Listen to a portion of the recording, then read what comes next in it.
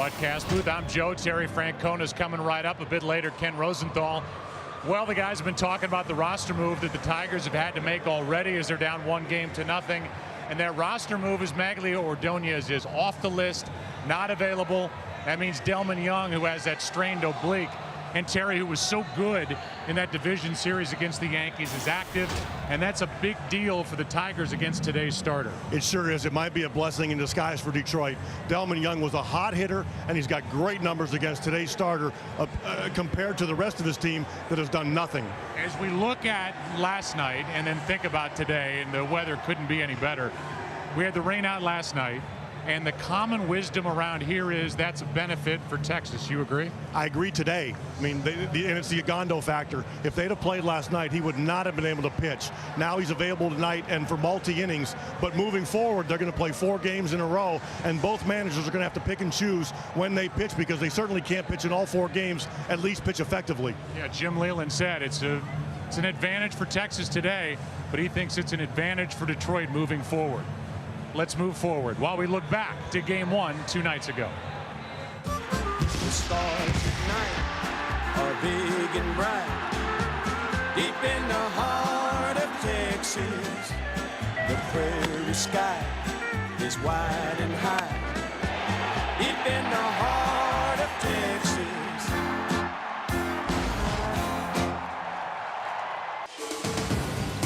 Today's game is sponsored by MasterCard, asking you to eat, drink, and be generous this fall. And by DirecTV, if you call yourself a sports fan, you got to get DirecTV. Oh my gosh, the weather is just glorious here in Arlington, Texas on Columbus Day. Any thoughts on Columbus, Terry? Yeah, we're on.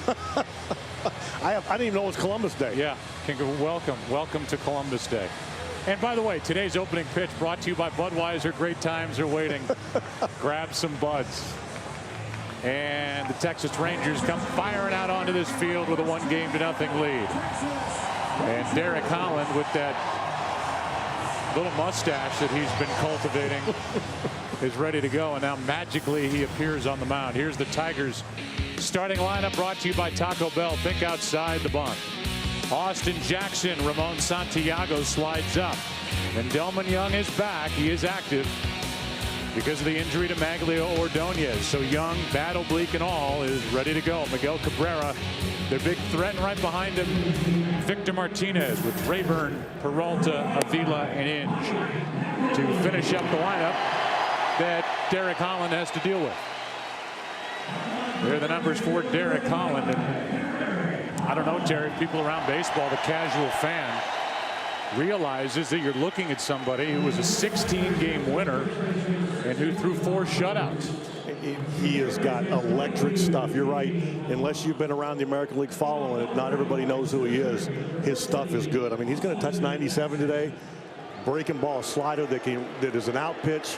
Ball's moving all over the place. The biggest thing is he's got to limit damage and just put up single runs instead of multi-run innings. And he can get a little emotional at times, and he needs to keep that in check. And now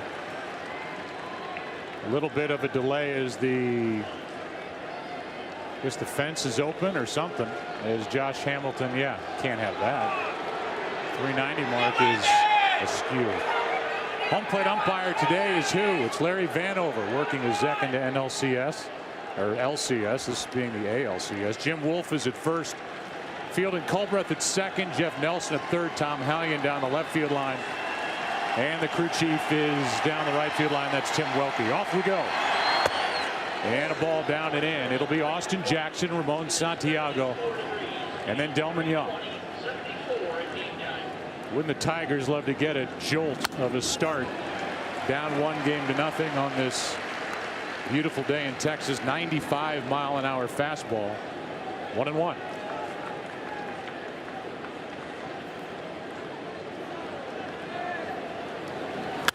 Strike 2. And see, it's got a seam for Austin Jackson. Every time he looks up, there's 2 strikes. And I think everybody knows, Jim Leyland included, he's not your prototype leadoff hitter. But when he does get on, it makes their whole team different. He struck out 3 times in game 1. And he takes the pitch up and away, 2-2. 3 times in game 1, 11 times this postseason, 181 times during the regular year. 96 from a guy who really doesn't strike you as being that big. Holland is 6'2", 193, and it's a full count. And when you see him in the tunnel there before the game, out of uniform, he looks like he's going from junior high to high school, doesn't he? He does. He thought he was a bat boy. And he walks the leadoff man. Take a look at the defense behind Derek Holland. And it's Murphy, Hamilton, Cruz in the outfield. Same look as game 1 around the infield. Beltre, Elvis at shorty, and Kinsler at second. Mitch Moreland at first, and Napoli doing the catching for Derek Holland. He was a winner in game 2 of the division series against Tampa Bay. He and the Rangers fell down 3-0, but Texas had a 5-run 4th inning and won that game.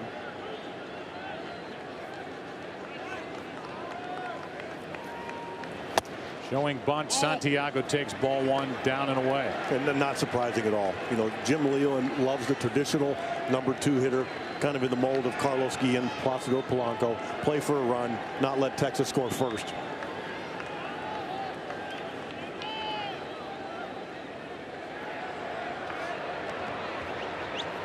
The 1-0. So after getting Jackson into the hole 1 and 2, Holland has not been able to throw a strike, and the count's 2-0 on a guy that's giving an out. With Delman Young on deck. And they've all been fastballs, and they're all missing on the arm side. It's not like he's mixing his breaking ball or anything. He's just having trouble getting that fastball where he wants it. And he finds the strike zone. It's 2-1.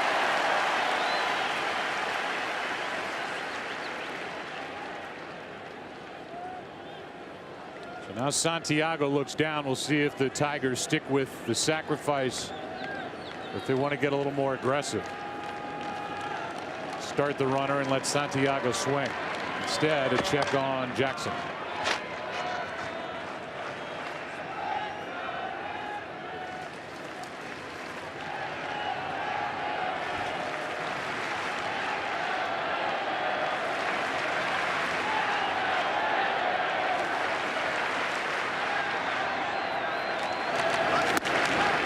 That's on the outside corner, and it's 2-2. Holland did a great job there freezing the runner at first because he wanted to go. And because he held the ball a little bit long enough, it kept him from running. Jackson stole 22. He's at first. Was caught 5 times. Has 1 steal this postseason. It came against the Yankees. I'm just trying to keep Jackson close.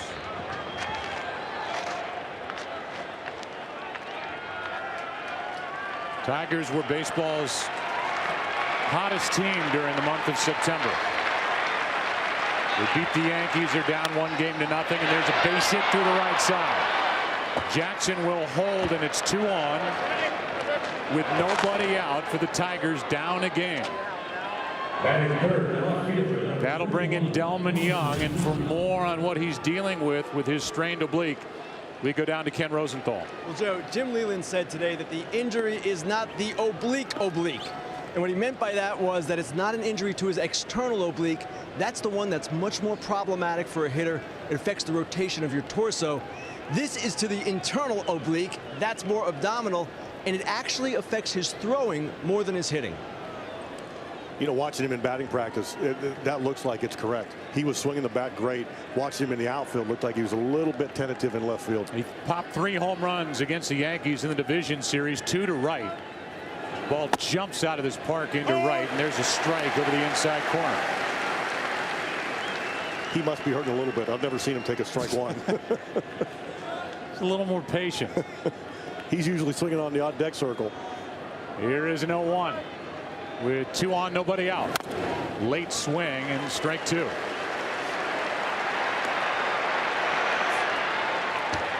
Having him in the lineup completely changes their lineup, though. It gives them a much thicker, deeper look.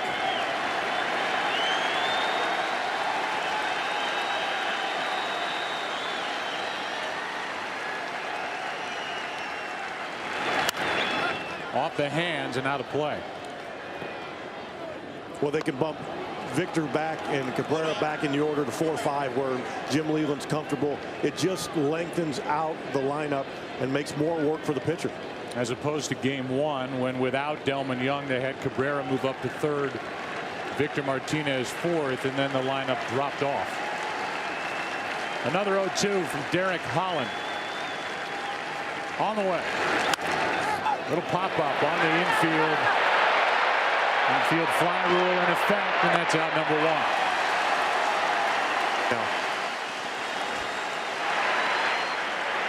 So Young is gone, and the batter will be Miguel Cabrera.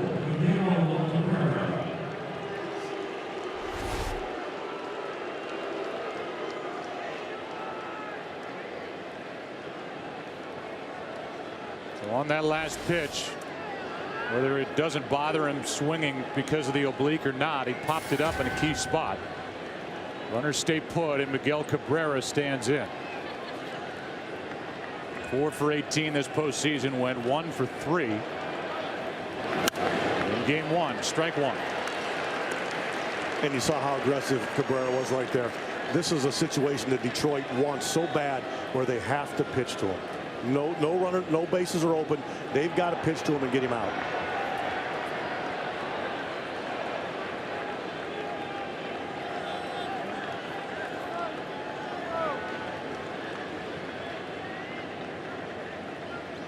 The 0-1. Off the hand, strike 2. And Holland has come right after Cabrera. On deck is Victor Martinez. These were the top 2 guys during the regular season, batting with runners in scoring position. Martinez was 1, Cabrera 2, right behind him at 388. Martinez hit 394.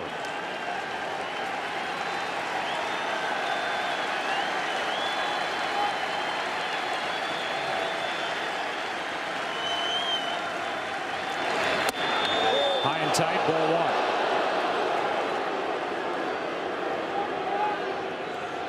What a good aggressive pitch, though. That might be a ball, but that's going to earn him that outside part of the plate later on. See if Holland goes right to that spot.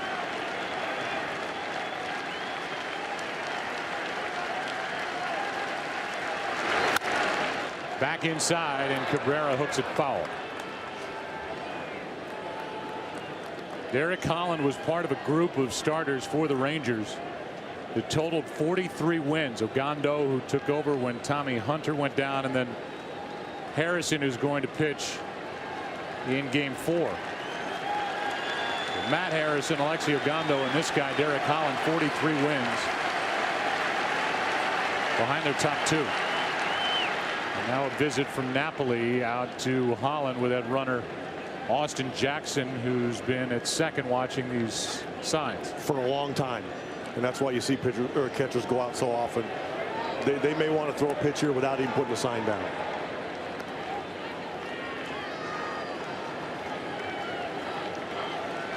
See if they flash a sign or not.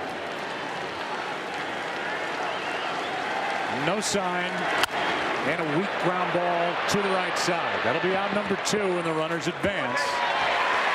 However, first base is open. Victor Martinez coming up. 2 out in the inning. Will they pitch to Martinez, who drove in 103 during the regular season? Terry Francona, would you pitch to Victor Martinez right here? First inning, you have to pitch to him. You don't have to pitch to him. I think managers are very reluctant to walk people early in the game, but you're going to see how they face him and if they give him something legitimate to hit.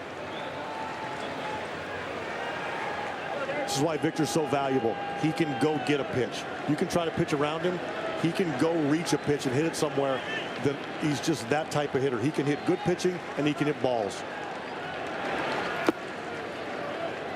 And again, within what you said, they can not intentionally walk him, but they can try and, in essence, pitch around him. I think this at-bat is going to show a lot to how they feel for not only this game, but for the rest of the series. Behind him is Ryan Rayburn.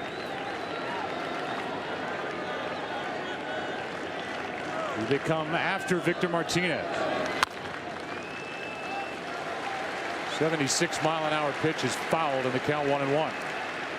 I mean, we're seeing a guy that's been throwing almost exclusively fastballs in the middle 90s. Now he's got the open base. He's going to his off-speed pitch.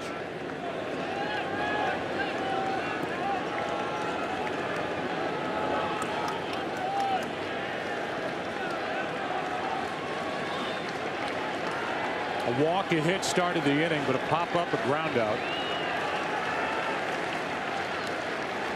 And now a 1-1 pitch is hammered foul. Strike two.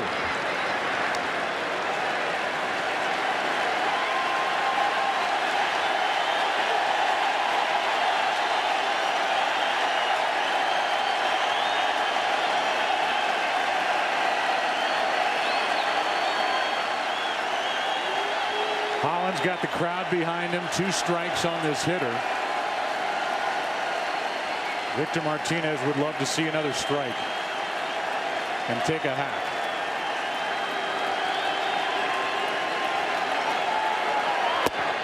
Up and in, 2-2. That was a lot better pitch than the pitch before. The fastball before caught way too much of the plate. You're heading to count 1-2, and you're giving one of the most dangerous hitters too much of a chance of doing some damage. Yeah, I mean, you're getting sucked back into the middle of the plate. Exactly. He's got that open base. He needs to use it right now to his advantage.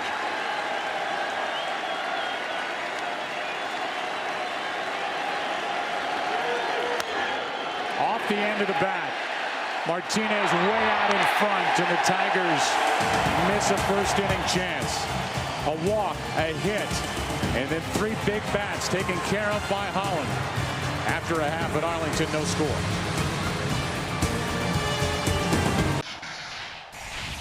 MLB at Home is presented by Flonase Allergy Relief. Get 24-hour all-in-one allergy relief with Flonase.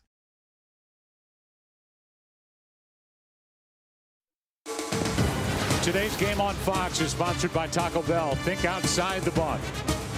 By E-Trade, Investing Unleashed. And by Fiat. Beautiful day. Max Scherzer is in the middle of it for Detroit. Rangers starting lineup brought to you by Taco Bell. Think outside the bun. It's Kinsler. Elvis Andrus batting in the number 2 spot. Then Hamilton. Michael Young, the DH. Beltran, Napoli, Cruz homered in game 1. Murphy and Moreland. 2 lefties at the bottom for the hard-throwing right-hander, Max Scherzer. And if his warm-ups are any indication, he's got some nerves going right now. He was throwing the ball all over the place. Bounced a couple to Avila, his catcher, who we talked to before today's game. And there are times where this battery has to work awfully tough to guide Max through a lineup. But he's got overpowering stuff. See that full follow-through, 91 for strike 1. And he's got some arm action that gives a lot of deception to his pitches. He almost throws right out of his jersey.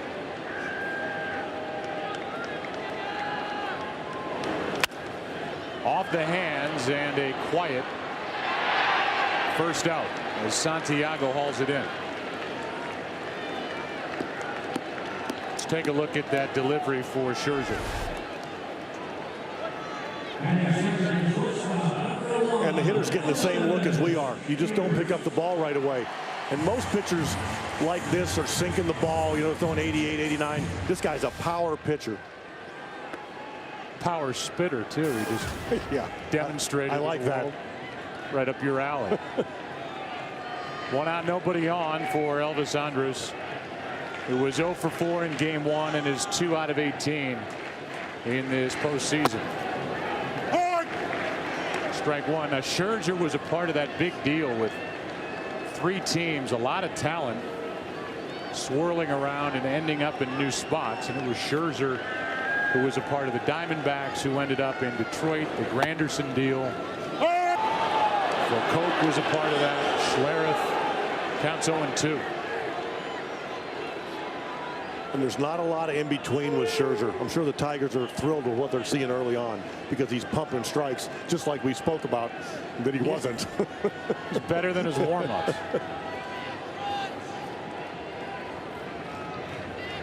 Parkway Central High School in St. Louis. And a former first-round draft pick of the Arizona Diamondbacks. That bounces in, ball one.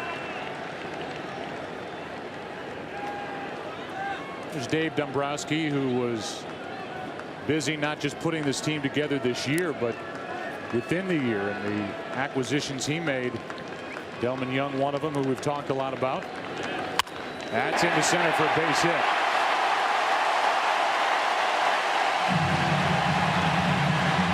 The other piece that he added, Doug Fister, who will get the ball in Game 3 in Detroit. And a winner in Game 5 of the Division Series at Yankee Stadium. The defense for Detroit: Young, Jackson, Rayburn in the outfield, with Inge, Peralta, Santiago, Miguel Cabrera around the infield, and Avila doing the catching for Scherzer. 1-on-1 out for Josh Hamilton. And this is where the game speeds up right now, because Texas is going to look to run. They've got dangerous hitters up. He's going to have to slow this game down.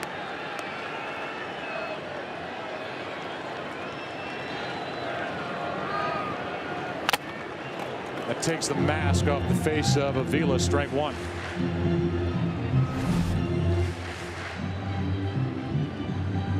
This is usually the part where Tim McCarver's cringing, sitting next to me watching a mask being knocked off a catcher's face.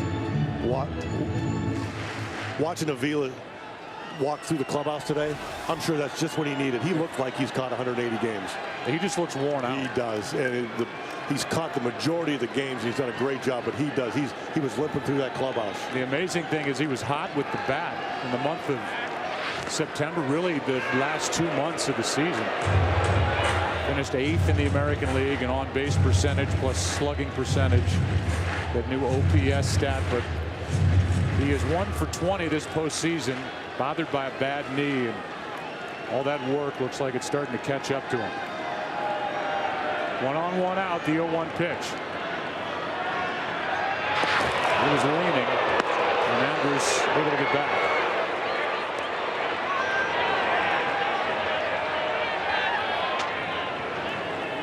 Just so many more things to think about right now with a fast base runner, a dangerous hitter, and that's how the game speeds up on young pitchers sometimes. Just they have to be able to control a running game but still execute a pitch against a very dangerous hitter.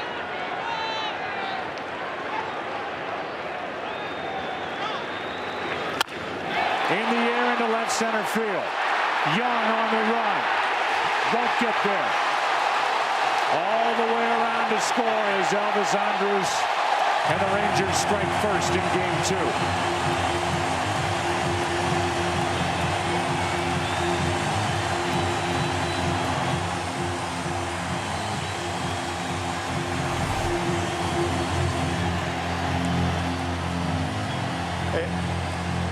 Andrews was going to score anyway, but if you watch on this throw, you can tell that he can't get anything behind the throw.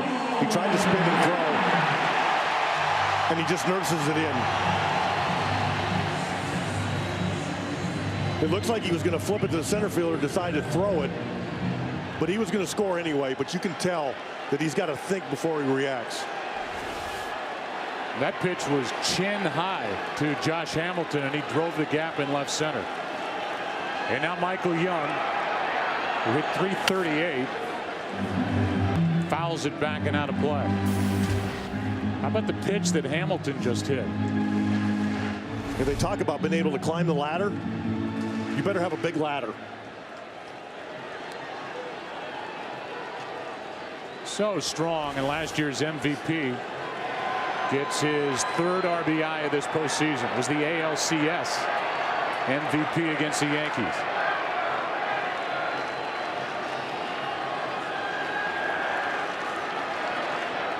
The 0-1. Young went up to get that one and flies it into center for Jackson, who made an error in Game 1. 2 out.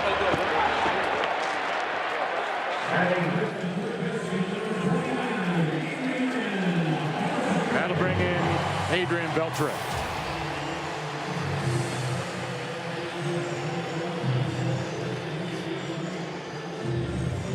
If you're just joining this series and haven't been paying attention, Beltre had that 3-homer game, 6th to do it in postseason history He did it in the clincher last Tuesday in St. Pete against Tampa Bay.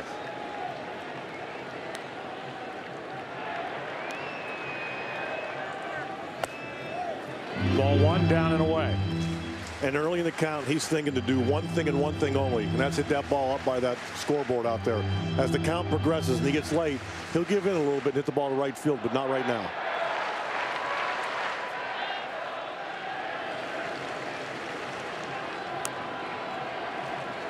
Big year last year with Boston, big year this year with Texas. That's on the outside corner. 1 ball, 1 strike. Listening to Michael Young talk about him today was fun. He says he doesn't show up to play the game, he shows up to beat you. That was a big compliment to him. Yeah, Young said, you know, some guys just show up. Adrian Beltre shows up to win. And even with the issues that Michael Young had before spring training about how the offseason went, they've had no problem. And neither does Beltre with that pitch as he serves it into right. It's 2-0 on an RBI double.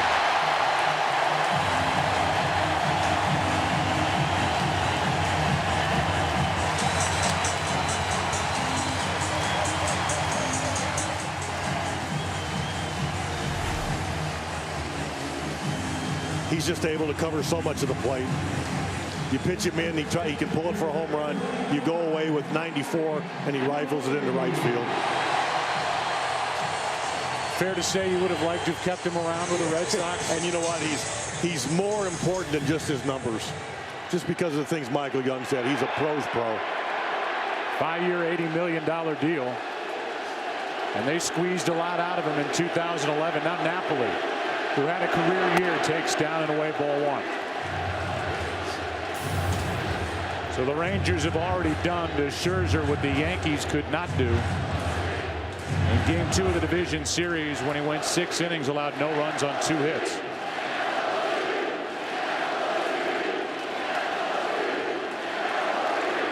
Channing Napoli, 1-0.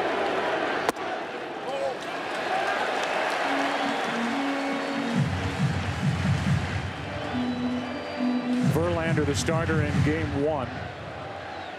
Jim Leyland has stuck with his original plan, at least to this point, saying he will not come back early and work in game 4. And he's pretty adamant about that.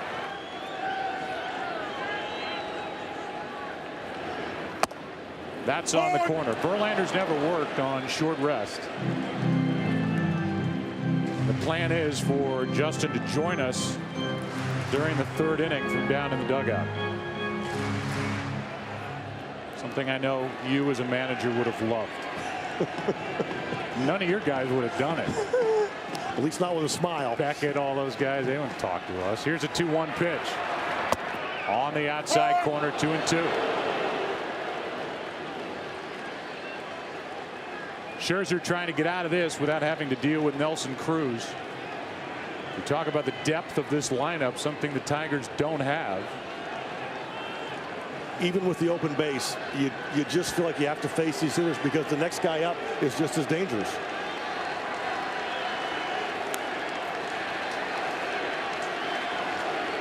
The 2-2. Full count, and this has been a long inning now for Scherzer. After Holland threw 25 pitches in the top half. But got around hitting a walk.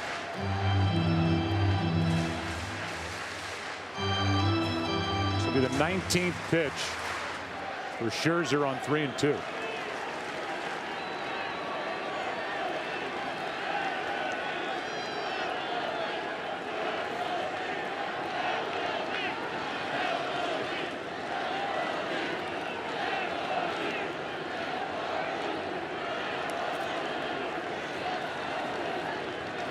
The 3-2. A strikeout ends the inning, but there was plenty of action. Tigers left 2. Rangers scored 2. RBIs by Hamilton and Beltre. Walsh is all fired up. 2-0 after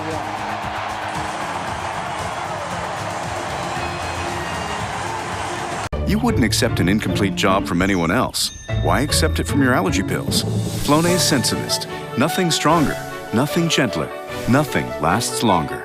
Flonase Sensimist. 24-hour non-drowsy allergy relief.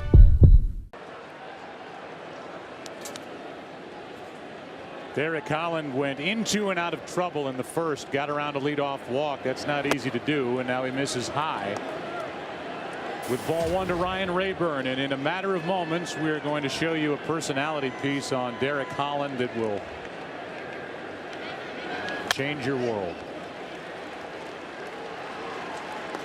I've never seen a starting pitcher give this much to the camera a couple of days before he pitches in a big playoff game. He didn't seem nervous. No. Maybe that's a good sign for the Rangers as that one misses up and in 2-1.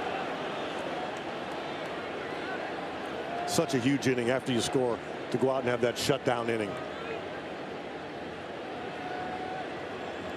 His control left him in the first inning, and now Rayburn went after a pitch that was up a bit, fouled it away 2-2. Rayburn, then Peralta, hit 21 home runs during the regular season. And Avila, who's trying to find his stroke. He's 24 years old as Holland. Full count. Couldn't be a prettier day. It's cool here in Arlington.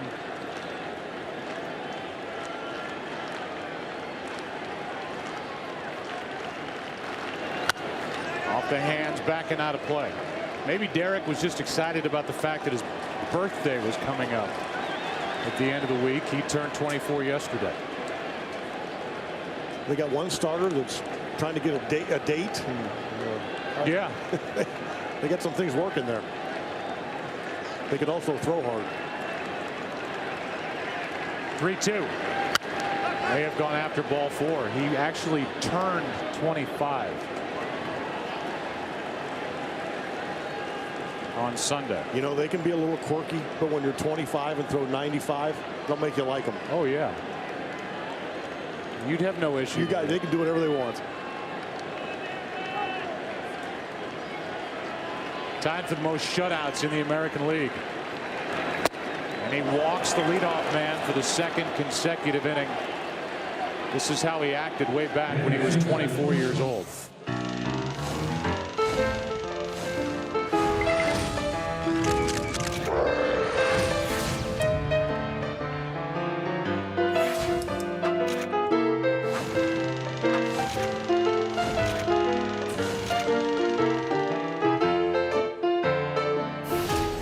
That. I'm sure that's comforting to Ron Washington sitting over that dugout as he's throwing ball four. Here is a fly ball into center, sending Hamilton back, and on the track he hauls it in. Had to recover as that ball carried a lot more than Hamilton was expecting. One out. There's more on Derek Holland. Kenny, enlighten us. Well, Joe, he has an interesting pre-start ritual the night before he pitches. He watches the same part of the same film every time. The film is for love of the game. It's about a pitcher played by Kevin Costner who throws a perfect game in his last career start and actually is pitching for the Tigers. Now Holland sets the scene for himself. It's right up from the time he prepares for the game to the time the pitcher takes the mound, and then he visualizes himself taking over from there. He has never seen the film in its entirety, and he says he won't until he retires. Well, he has that to look forward to. I think he has a crush on Kelly Preston. I wonder if anybody's ruined the ending for him. There's a swinging strike on Avila, who just, as we mentioned, and this isn't picking, this guy has, yeah, how about that look? You think Kelly Preston's interested? Avila did such a good job, especially the last couple months, of swinging at strikes and hitting the ball to left field, and he's kind of gone away from that early in this series and even in the last series. Yeah, and I started to say it's easy to see why. He's beat up. He's swinging at some balls he wouldn't normally swing, and he's seeing some tough left-handers too. This is a left-handed dominated rotation for Texas. It's a rarity. Every one righty, Colby Lewis, scheduled for Game 3 tomorrow night in Detroit. That's off the hands, down the line, and a foul ball.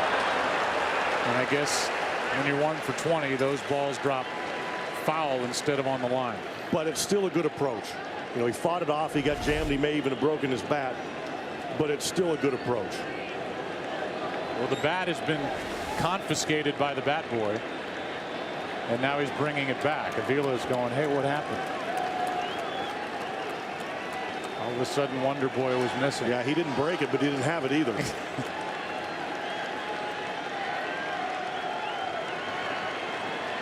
So the count 1-2.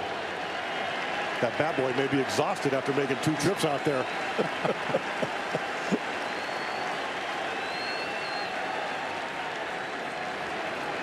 Aggressive hitters, aggressive bat boys, and a little grounder out in front of the plate. You can see Avila just running down to first. He can't run very well at all. Down to second is Rayburn. 2 out.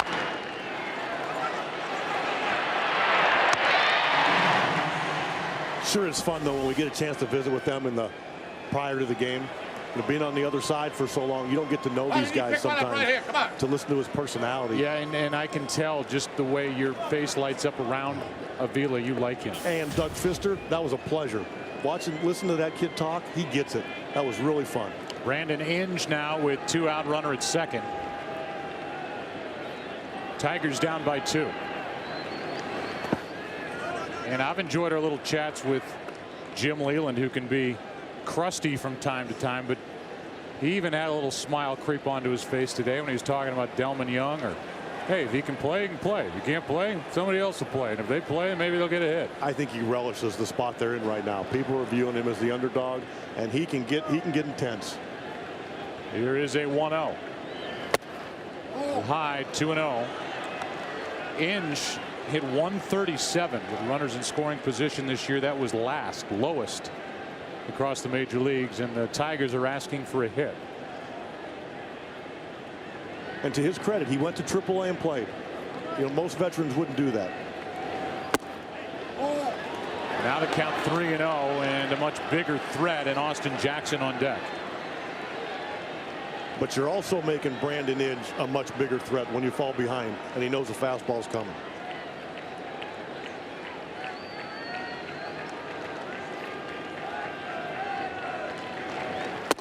On 4 straight.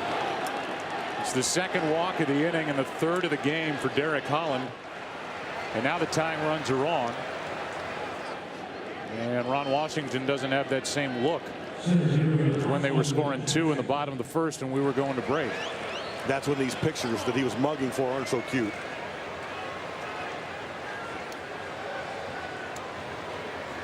Two on, 2 out for Austin Jackson.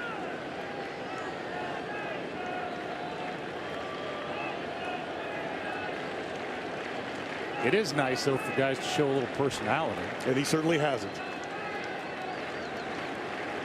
It's a little conference with himself as he gets ready to come set, getting the sign from Napoli. 2 on, 2 out. Ball 1 up. Up, and now Ron Washington, not Mike Maddox, is going to go talk to him. This will not be about mechanics. I think this is Wash being aggravated right now.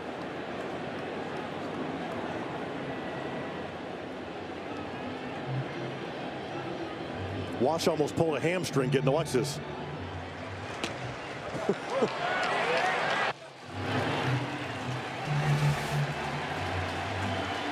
So he walked out, he jogs back, and the count 1-0 on Austin Jackson, who popped 10 home runs during the regular season, drove home 45 and hit 249. Holland had him set up at 1-2 in the first and then walked him. Breaking ball is a strike. So often pitchers are struggling with their command, can go to their secondary pitch or their off-speed pitch to find their arm slot. That's looked like he did right there. Tigers need something from Austin Jackson. That's high. 95-mile-an-hour fastball, 2-1.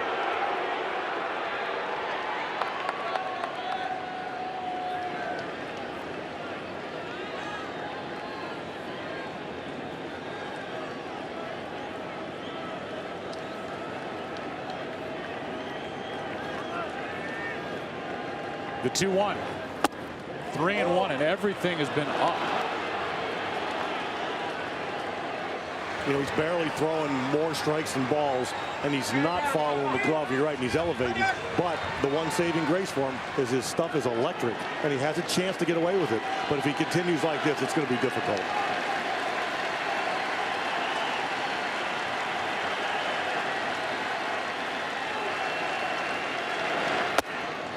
That'll load him up.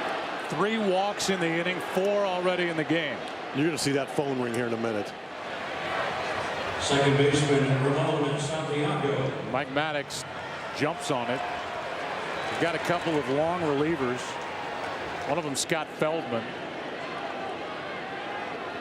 He might get the nod as we play here in the second. But for the Tigers, it's Santiago who is trying to make these walks hurt Derek Holland. And it is Feldman getting loose. Santiago. Now the curveball is what he can get over strike 1.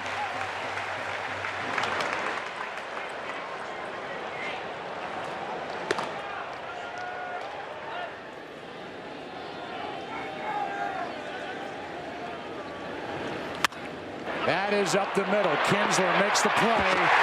Got him to end the inning.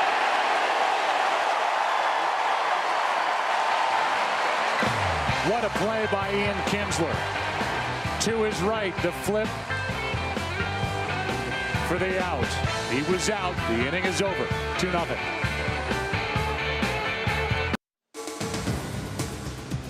Today's game on Fox is sponsored by Budweiser. Great times are waiting. Grab some buds. As we move into the bottom of the second inning, the Nolan Ryan statue, and a good call out at second base by Field and Culbreth. You know what? Good play, good tough play, good call by a good umpire. That was a tough play to call. He was right on it.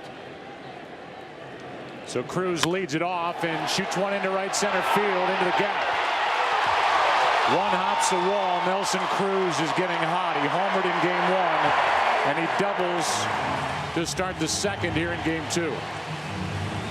You know, we're talking to Ron Washington before the game, and he made the point that he may not hit in every game, but if he runs him out there every day, he's going to have a game where he carries his team.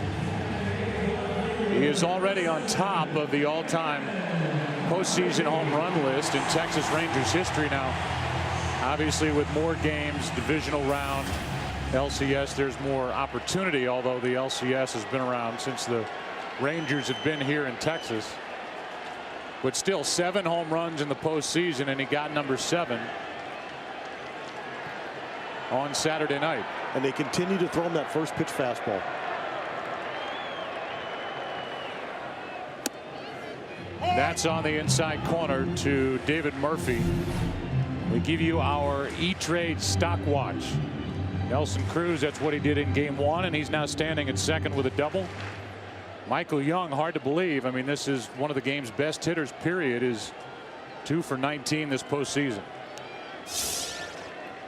He'll be on the other side of that graphic before too long. Yes, he will. That's off the end of the bat into shallow center, and out goes Santiago. Peralta and he come together, and Peralta makes the catch. 1 out.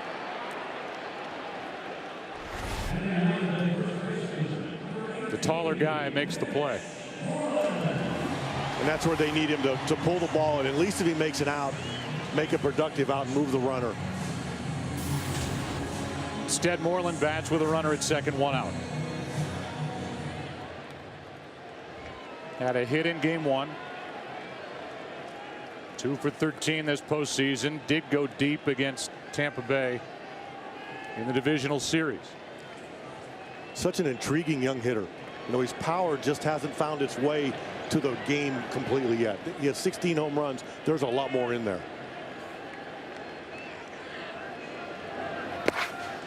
Nice block by Avila.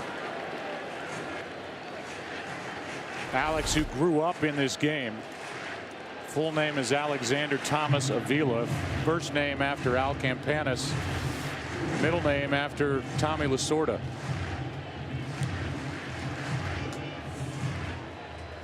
His dad Al is the assistant GM with Detroit. Ralph Avila in the Dodgers organization, and he was the one that found all that talent in the Dominican. As Moreland is out in front and pulls strike one foul. Pedro, Ramon Martinez, Raul Mondesi in that Dominican Academy. And so Avila's grown up around this game, and boy, has he blossomed here in 2011, an all-star. He's trying to help guide Scherzer around that leadoff double. And you can tell he grew up around the game just when you visit him, even for a couple minutes.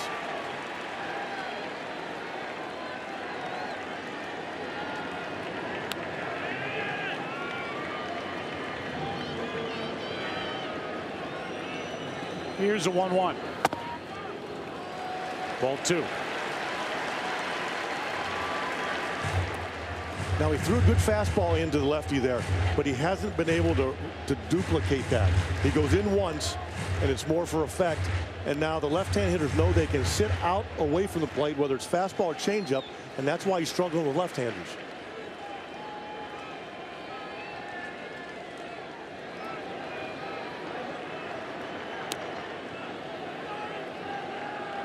The 2-1.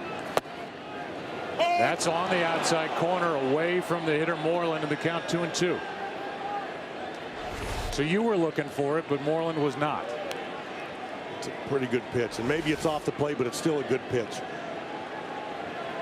But my point is they don't have to respect in as much as they probably should with a pitcher of his stuff. He's going to have to prove it to him that he can come in and come in again.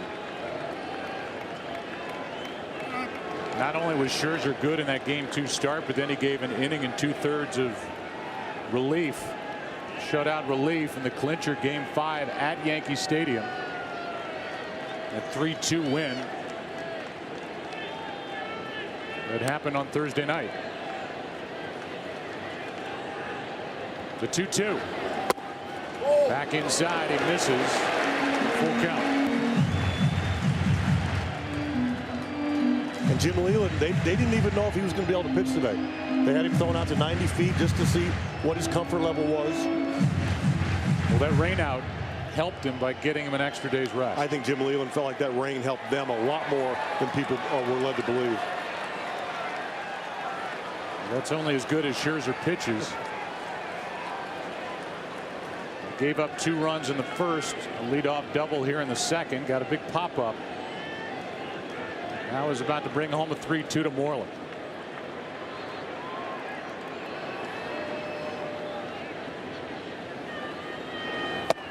Got the outside corner, 2 out. And a big strikeout for Scherzer. Moreland thought he had walked.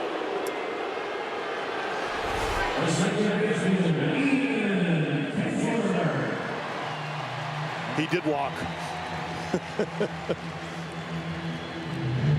Look at that. With that 2-seam movement, and you get 3, 4, 5 inches off the plate, good luck. Home plate umpire is Larry Vanover, and he seems willing to give side to side in this strike zone today. I think I've told Larry that a few times. He can't yell at me today. Runner at second, 2 out. Strike one. Is he known as a pitcher's umpire?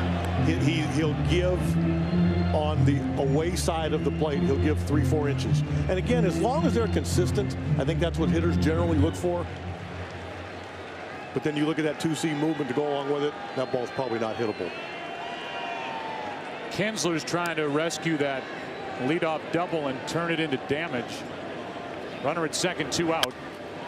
And now 2 strikes on Ian Kinsler, who popped up his first time. 2 30-30 seasons for Kinsler, as we mentioned in game 1, and he's only the 3rd second baseman to have a 30+ home run season, 100+, 120+ RBIs, runs rather, and he joins Chase Utley and Rogers Hornsby on that list. In the postseason, he has been tough to retire. Runner at second, 2 out.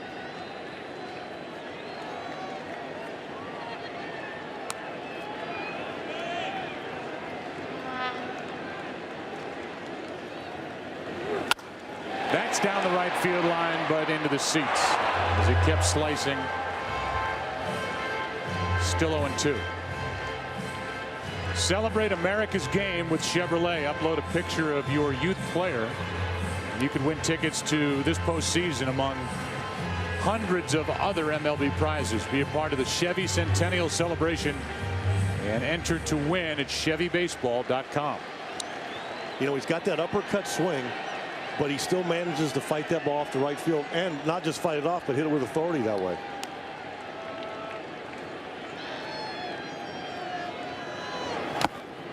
Blocked by Avila.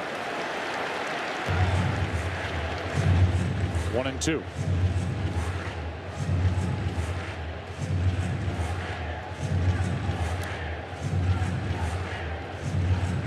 Scherzer, a guy who was sent out to the minor leagues last year trying to get his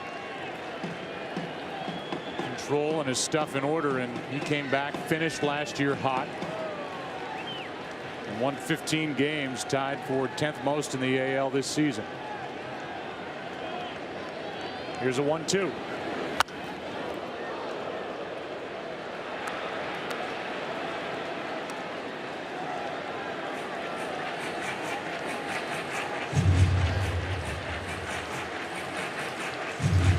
Boy, Kinsler can extend some at-bats. You get him in the hole, and you think you got him in a place where you want him, and he still continues to put strong swings. Yeah, and that's impressive for a guy who has to be considered a power hitter with 32 home runs. I think this kid's quietly one of the best players in the game.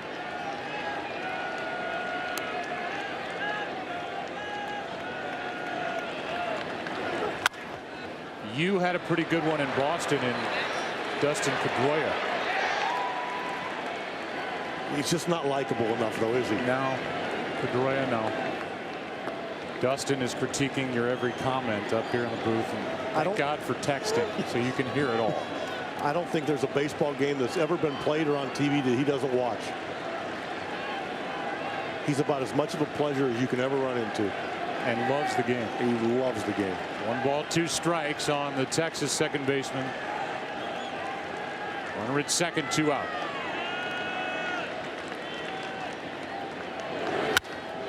Into right. Back to grab it. 40 out is Rayburn, and the inning is over. Nice job by Scherzer to get around that leadoff double. Some images from around this beautiful stadium in Arlington as we go to the 3rd inning, game 2. 2-0 Rangers.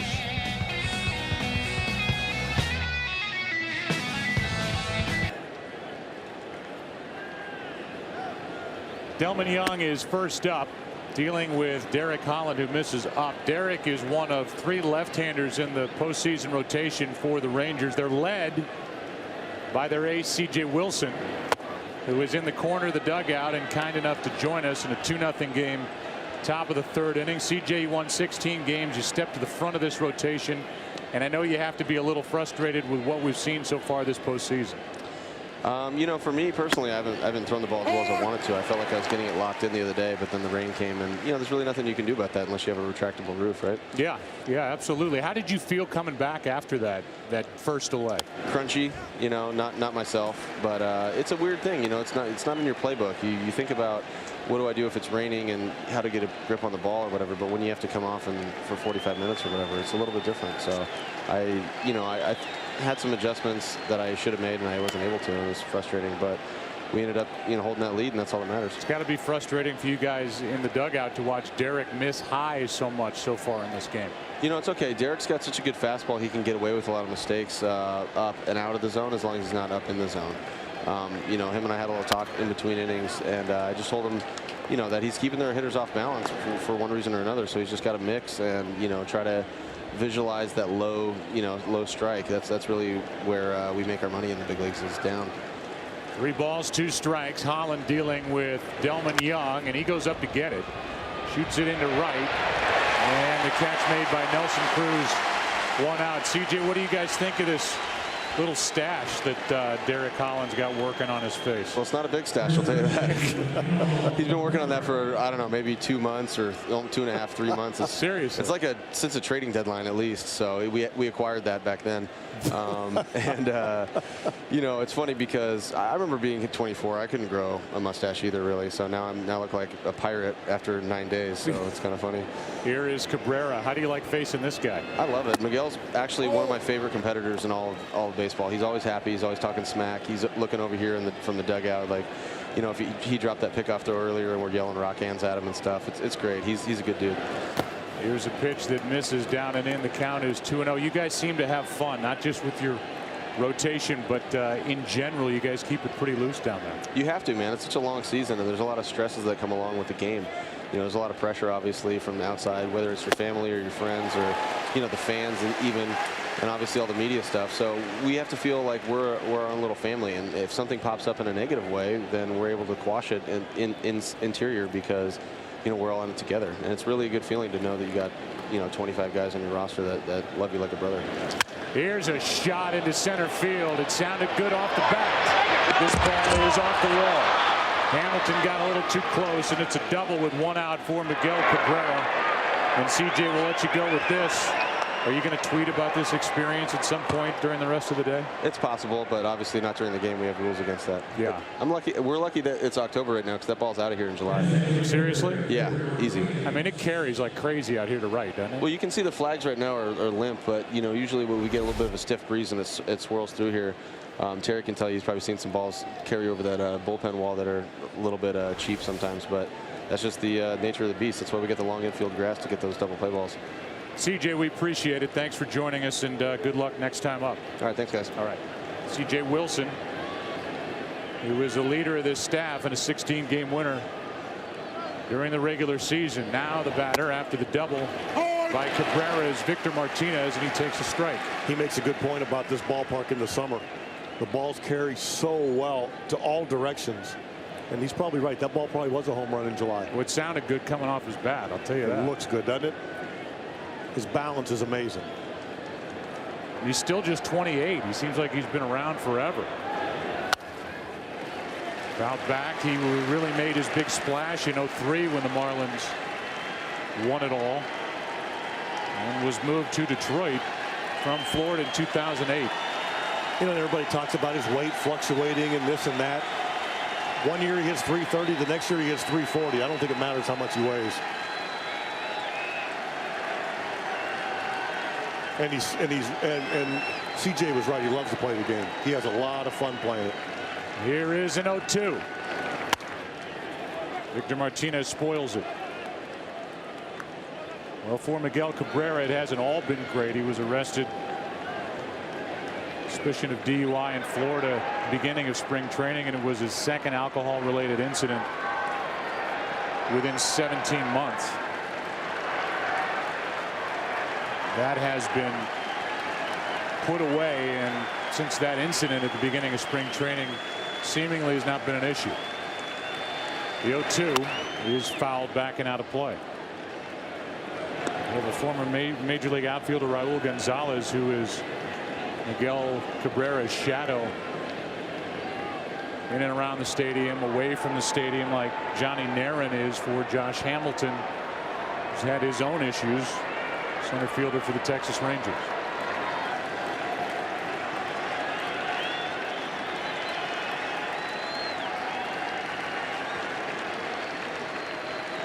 The 0-2. Down and in, ball 1.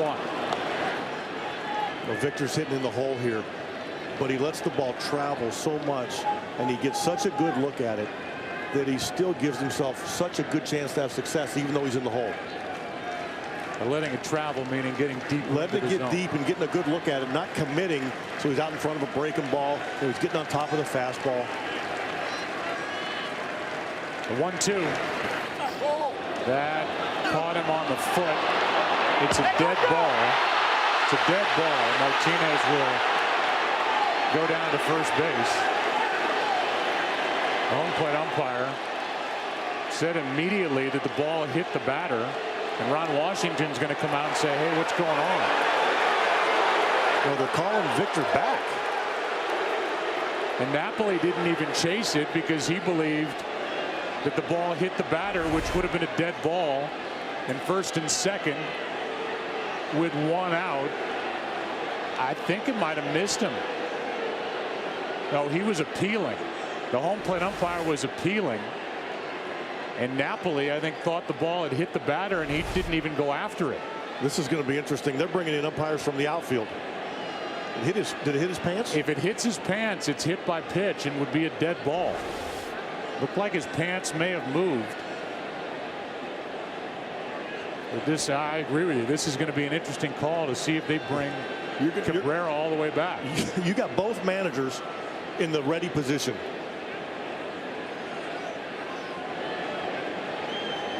Tim Welke is in the back of that conversation doing the majority of the talking. He's the crew chief, but he's out in right field. And they're going to bring Cabrera back to second. Now Leland will have his say. It'll be first and second, one out, still a 2-0 game, and Jim Leland wants to talk to Welke, the crew chief.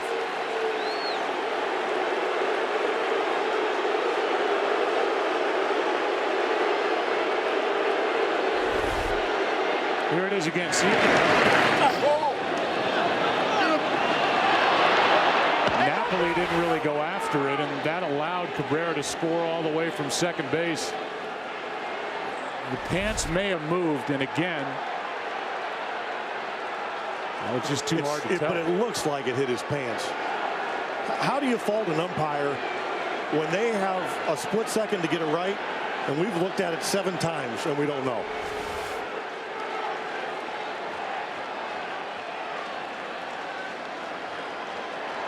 Here it is again, regular speed, and this was what they're going on. But Victor Bond sold it a little bit also, and umpires go on that. I mean, if Victor doesn't sell it,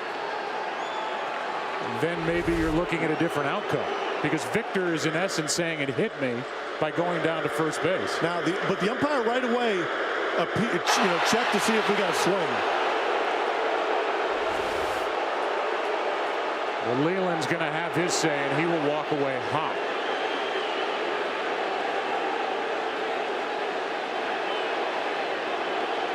He's yelling at everybody.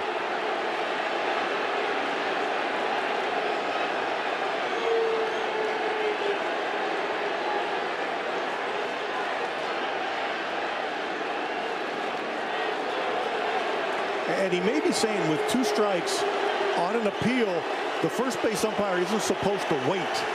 He's supposed to make the call and not wait for the home plate umpire to ask. That might be part of his point here.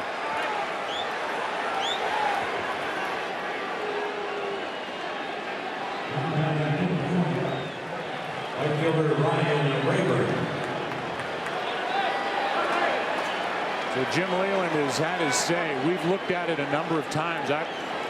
I'm sure we'll look at it again to see if that ball hit the pant leg of Victor Martinez. He went down to first as if he was hit. Miguel Cabrera kept running, and initially they were going to allow the run. How do you tell? But they overturned the call and brought Cabrera back, and now a strike is in to Rayburn. So it'll go down as a hit batsman. To put 2 on with 1 out. And boy, Holland has been in the middle of trouble every inning. And he's right back in it. Rayburn walked his first time, and now he's in the hole 0-2. You know, I guess when you throw a breaking ball and you split the uprights of somebody's legs, you got to expect something bad to happen.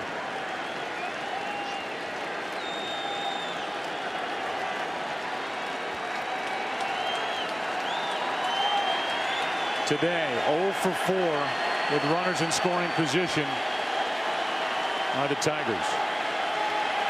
Rayburn could come up with something big. Pretty good rip. A 94-mile-an-hour fastball, still 0-2. And here's where you see the difference in the 2 teams right now. You know, Texas, when they get on, they're going to push the envelope, they're going to run. And Detroit's going to have to get base hits or hit the ball at the ballpark because they just don't run the bases like the Rangers. Cabrera the lead man with Martinez behind him. 1 out. And as I say that, they check the runner. Cabrera's probably flattered. Feldman getting loose again.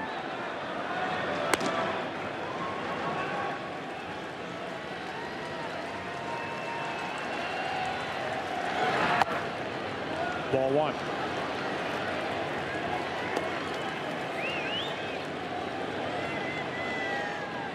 Already up to 70 pitches because of the wildness here through the first 2+ innings.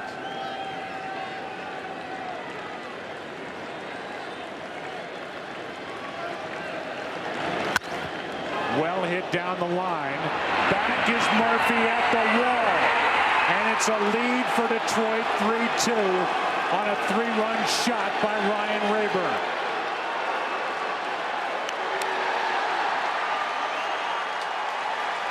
And Jim Leland said Ryan Rayburn was the guy that could help be dangerous, sitting back there behind those 2 hitters in the middle and do some damage, and that's what he did.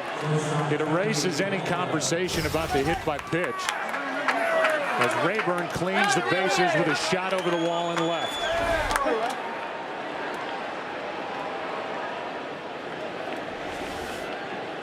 Now it's Johnny Peralta as Holland finally has to pay for being wild.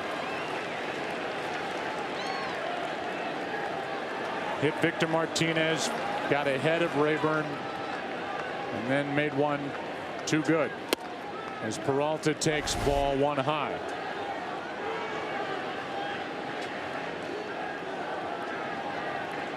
You know, he actually followed the glove pretty well, just didn't quite get it in far enough.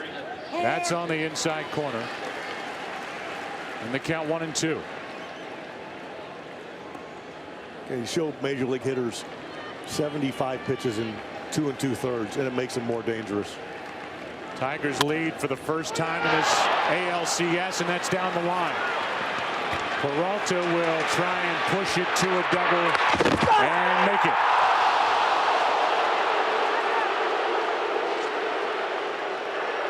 Third extra base hit of this inning, and Johnny Peralta, staring it down, turned it into 2.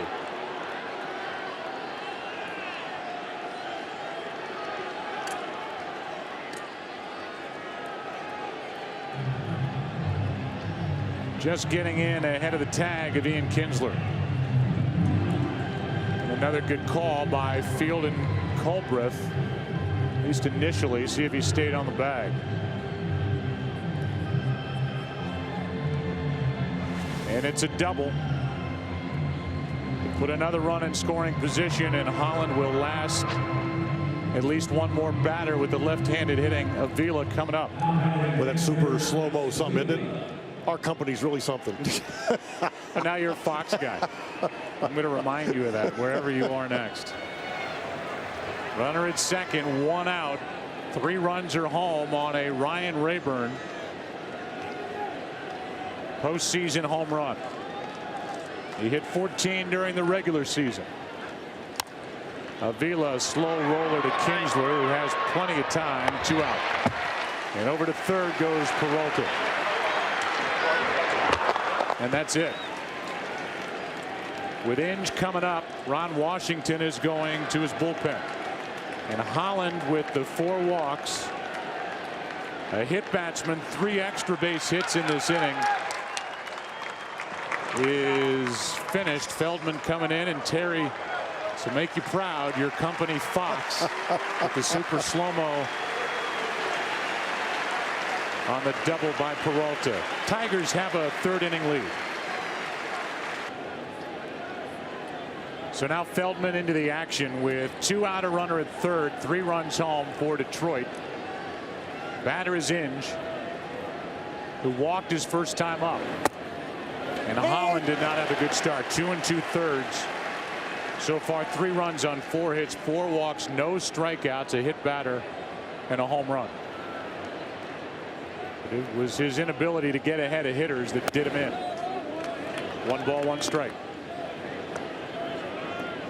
Looking for a 2-out RBI hit from Brandon Inge. Drove home 23 runs during the regular season. Should end the inning. Kinsler makes the play, and that's it. But a productive inning for Detroit, their first lead of this ALCS.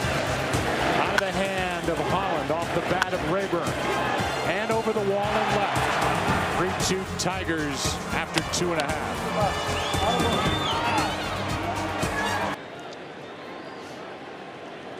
We go into the bottom of the third inning here in Arlington. It's now Tigers with the lead, 3-2. So Scherzer gets the chance to work from in front, and Elvis Andrus is first up. It'll be Elvis, then Josh Hamilton, then Michael Young. Here's the 0-1. And that is a rocket into center. But back to get it is Austin Jackson on the move, 1 out. And like we talked with C.J. Wilson of the Rangers in the effort to be fair and balanced, we go to the end of the other dugout and check in with the game's best. Justin Verlander, thanks for doing this. Not a problem, guys. Glad to be on. Let's say this first. How's the mood down there with your first lead of this series now? The mood's pretty good. You know, we're always a confident team, and you know, somebody's going to come through for us. We knew it was only a matter of time, so hopefully that got us off on the right track, and we continue going. Justin, I heard you earlier in the year around the All-Star break. You were kind of touting your catcher. It looked like you had some genuine affection and some admiration for him. Absolutely. You know, come All-Star weekend or around that time, you know, he was second in the voting, and I honestly believed he should have been first and starting catcher for the American League All-Star game. And I did everything I could and plugged for him and talked about him, and you know, thankfully got him there, and well-deservedly so. You looked at his numbers and everything, and you know, in my opinion, he was the best catcher in the game at that point, and still is. So, you know, I was just glad I could help him. How much politicking did you do the other night to try and come back in after the rain delays? Did a little bit.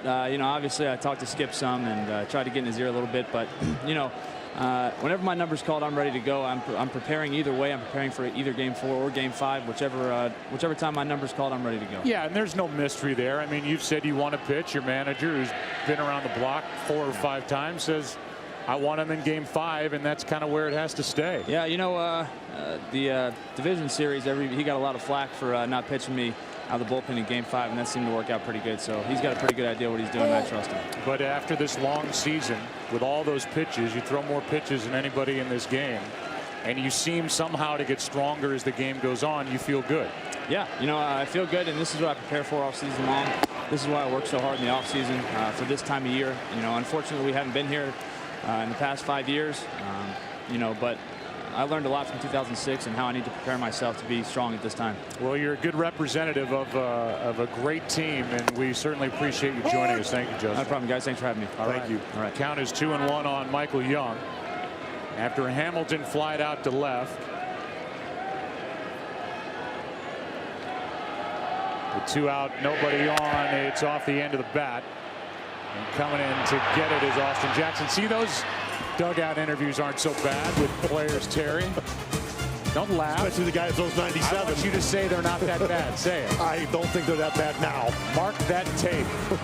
3-2 Tigers after 3.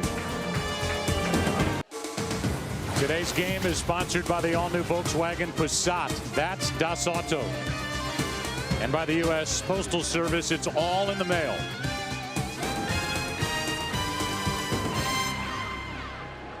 And Fox Sports is proud to support Stand Up to Cancer in their work to fund groundbreaking research that helps accelerate treatment to patients. Strike 1 on Austin Jackson. Stand up for someone you love. Visit standuptocancer.org/Fox Sports to learn more. Jackson has walked twice. In the hole here, 0-2.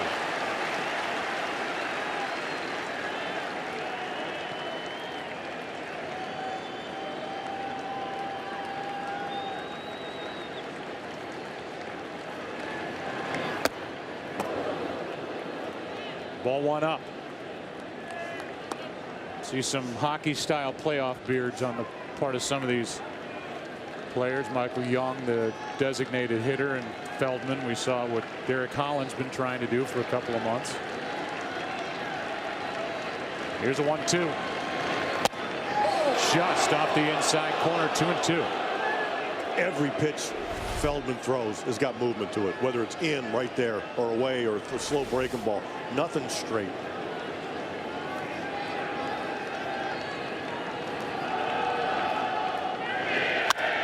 Left side for Beltre. Got that high hop. Gets the out. And now today's Get to a Better State recap, brought to you by State Farm. For auto, home, life, and banking, get to a better state. Saturday night, just before the second rain delay, Ordonez was walked to load the bases. Then after the rain delay, Michael Gonzalez comes in and gets Avila to swing it. The pitch that was up on a 1-0 count and ground out to end the threat in what was a one-run game, and it ended 3-2 Texas. We're talking to Jim Leland today. Here's Santiago, ball one. And he was kind of voicing what we were talking about. If the count's 1-0, you got a tough lefty. You maybe hope your guy will take, but you don't want to give him the take.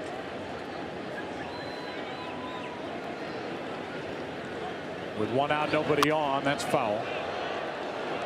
Well, you were saying it in the booth.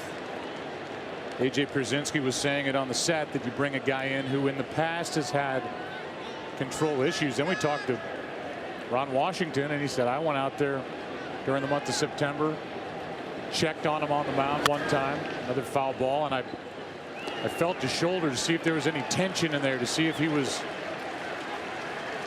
being overwhelmed by the situation. He said, I felt none, and I have total confidence that he'll throw strikes. And to bring him in that situation, it's pretty obvious he does. Here's a 1-2. Got him looking, 2 out. I just think that as a left-hand hitter, you got a better chance in that situation to let him work his way behind in the count. But the saying that, as a hitter and a guy with that much deception, you don't want to fall behind either. And you like what Feldman's doing here since he's come in.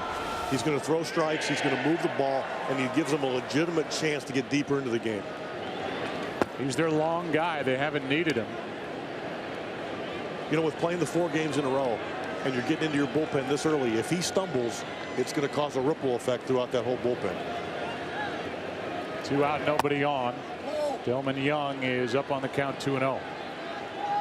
If you're just joining us, it's what Terry pointed out in our on camera prior to the game, that well, it's an advantage with that rain out last night for Texas in game 2 today. Now you're playing 4 in a row, with 3 coming up in Detroit, and that could work against that big Alexi Ogando factor that Ron Washington has in his bullpen.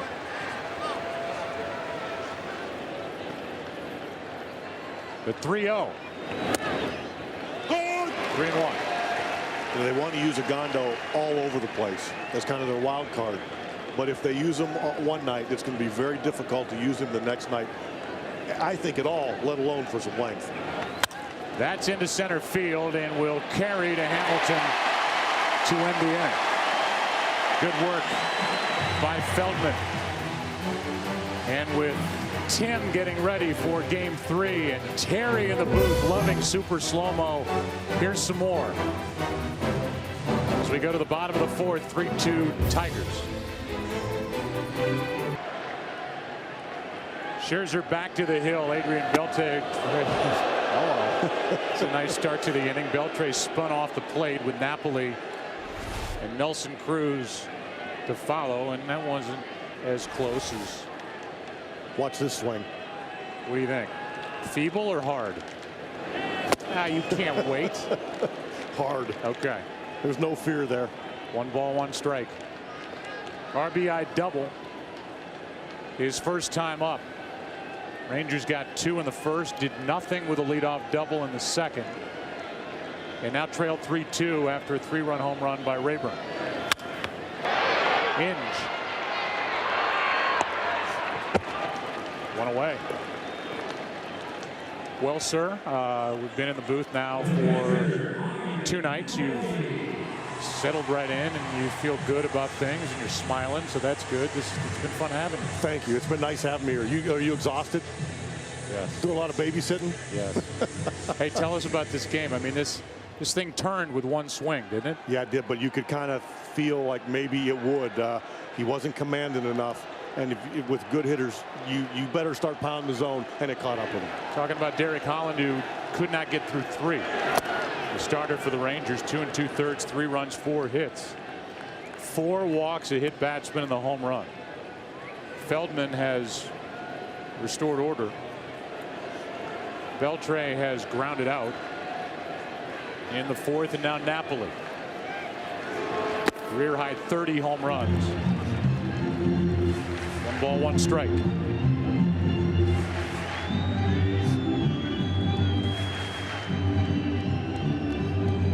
Scherzer has settled in. Retired 7 straight after that leadoff double by Cruz in the 2nd.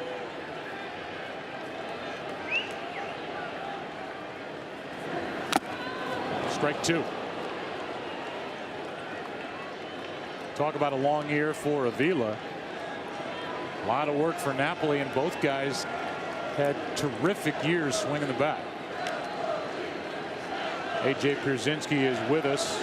Nobody's caught more innings across the big leagues than A.J. since 2003, so he knows what that kind of a workload will do by the end of the year as Napoli takes high 2-2. I mean, your legs have got to be worn out some, AJ, at this point, and that's got to affect your hitting, doesn't it? Absolutely.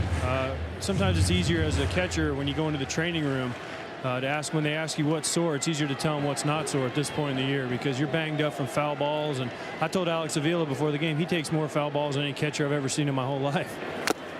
There's another one. There's one right off his glove, and that's just luck of the draw or what? I don't know. I asked him if he sets up different than the rest of us because he takes him in the mask, off his glove, off his knees, and I know he's playing with a banged up knee right now. It's got to be tough for him to squat back there, and he's played I don't know how many games in a row here if you go back to September, because I remember at one point he was on 35 or 40 in a row. Count is 2-2. We'll keep A.J. Pierzynski with us as Napoli waits for the next, and that's down and away. Alex is a tough kid. Now you have to understand that they played a long time, especially the second half of the season, without another catcher because Victor Martinez was banged up also. This was earlier when it hit that little side wing and just took the mask right off the face. You can see it on his face. People always ask you, they always want to know how that feels, and I wish everyone could take one of those because they just don't understand. And it doesn't so much hurt, but it definitely startles you and it gives you a good wake-up call. Let me ask you this. Tim McCarver always talks about the toll catching takes on your hands too, and that has to directly affect holding the bat and swinging it. Absolutely. That's the biggest thing is your hands, and mentally that's what people don't realize is mentally as a catcher you're in every single pitch. There is no hiding as a catcher. As a right fielder, as a left fielder, you might get 1 or 2 balls a game, but as a catcher you're involved in every single pitch. The 130 that are thrown, you're putting down fingers, taking foul tips, the whole deal. 3-2 pitch to Napoli, and he got it by him. Good pitch by Scherzer. 96. That's as hard as he's thrown. With 2 out, nobody on, the batter will be Nelson Cruz. And AJ knows this more than anybody. Good catchers, they sacrifice at bats because they're babysitting that starting pitcher or a relief pitcher during the innings, even when they're up to hit. You know, not when they're catching. They lose at bats because they're trying to nurse them through innings. I can't tell you, Terry, you have one of the best, obviously, in Veritek up in Boston for a long time, but how many times as a catcher you're leading off an inning and your mind is thinking about why you gave up a run the inning before, how you got out of the inning before, and you're not even thinking about how you got to try and get a hit. Here's a one-hopper hit to Inge.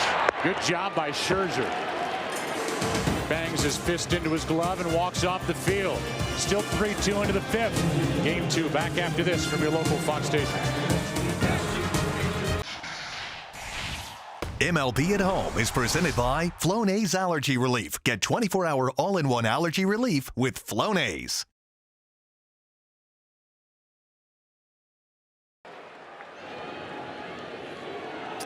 4, 5, and 6 hitters for Detroit. That means Cabrera, Martinez, Rayburn, who's got the biggest swing of this game. Certainly the biggest for Detroit to this point.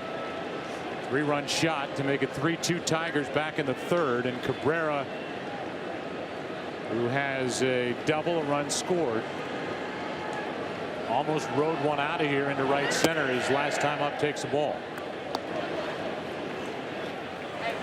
Look at the Rangers pitching, the starters and their numbers, and Ron Washington is dealing with Big advantage in his bullpen in this series. They're good. There's some pieces out there for Detroit that's good, and heck, with all the attention paid to Texas and their bullpen in game 1, Detroit's was right there with them. And I think that's what Jim Leland was trying to point out today. They about matched them inning for inning. There just wasn't the swing and miss, but they were certainly as efficient. Here's a 1-1, a pop-up right side, foul ball, and out of play. Another thing Jim Leland said as we go down to Ken Rosenthal on the field. What did he tell you before today's game? Well, Joe, I don't want to say that he called Ryan Rayburn's shot, but when we asked him which of his less prominent players was most likely to make an impact, his response was immediate: Rayburn. And the reason, he said, was his power. And that has happened in this game. A 3-run shot in the 3rd inning. Check swing by Cabrera. And the count 2-2.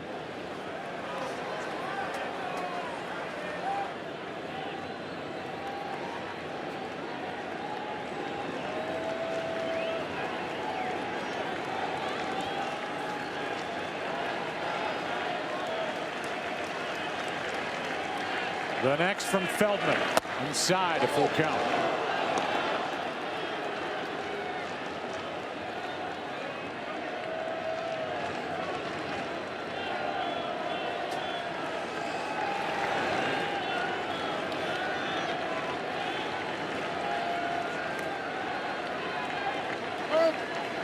Time called by Cabrera, granted by Vanover, the home plate umpire, and this will be,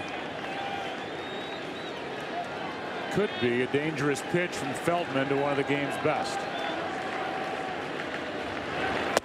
On the outside corner, and instead of ball 4, it's strike 3. Mr. Francona, what were your thoughts live? Live, I thought it was a ball. On tape, I thought it was a ball. Now what do you think? I think I disagree with Fox Track. Hey, it's an unofficial look. I still like the company. Now you're bailing on Fox. You're learning quick. Victor Martinez stands in, hit by a pitch and scored on the home run by Rayburn. Strike 1. But again, it's Vanover giving the outside portion of the plate, maybe a little beyond, away from the hitter. And it's a pitcher following the glove, and sometimes they deserve to be rewarded for that.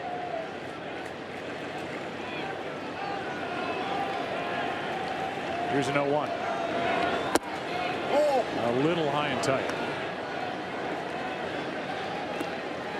There's the officially cutest kid in the American League. What's his name? Victor Jose Martinez. Look at him. I've never seen him without something to eat in his hand, though. That's the first time. Here is a 1-1. And Victor Jose's dad is going to reach on what should be an error on Moreland. Shuffled to his right and missed it, and it's an error on Mitch, who committed 5 during the regular season. It's a little Bill Buckner-esque. I mean, he missed it altogether. Yeah, he just flat out missed it.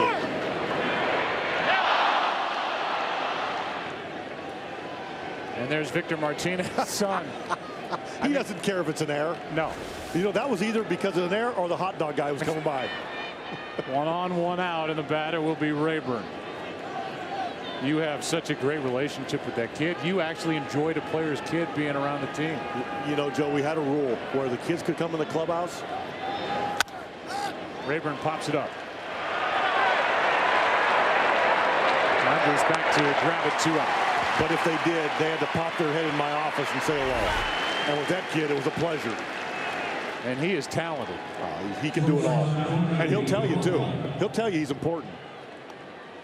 Switch hitter, I hear, just like his dad. He's the cutest kid I think I've ever seen. Look at him.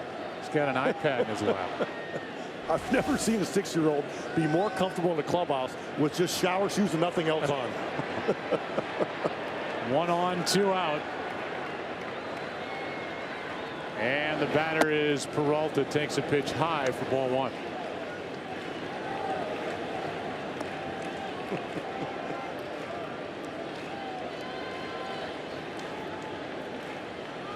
Johnny doubled and was stranded. His double basically was the end of the road for Derek Holland. Although Holland lasted to get the lefty next, and that was it. Feldman came on, got Inge on a ground out to keep it 3-2, and it's still 3-2 now in the 5th. Feldman's doing a terrific job right here. If he had a hiccup, this game was going to get tilted in a hurry. It's going to keep Texas's bullpen completely in line. The 1-1. Broken back. Beltre does not make mistakes, and the inning is over. How about more? Little Victor Jose. Somebody's going to sign him soon. He hits righty. And he hits lefty. A double threat as we go to the bottom of the 5th. You wouldn't accept an incomplete job from anyone else. Why accept it from your allergy pills? Flonase Sensitivist. Nothing stronger, nothing gentler, nothing lasts longer. Flonase Sensitivist. 24-hour non-drowsy allergy relief. Today's game on Fox is sponsored by Chevrolet Volt. It's more car than electric.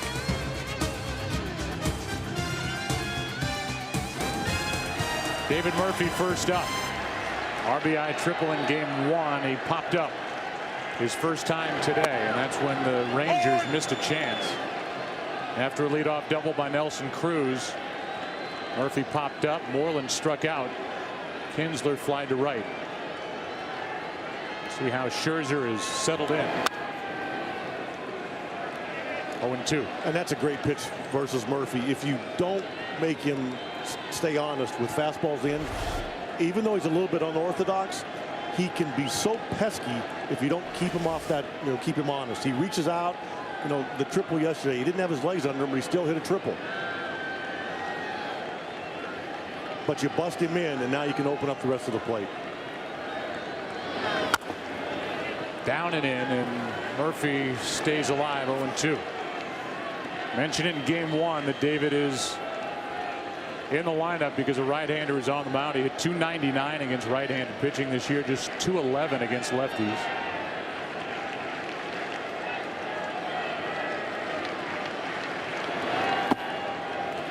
The changeup misses in the dirt, ball 1.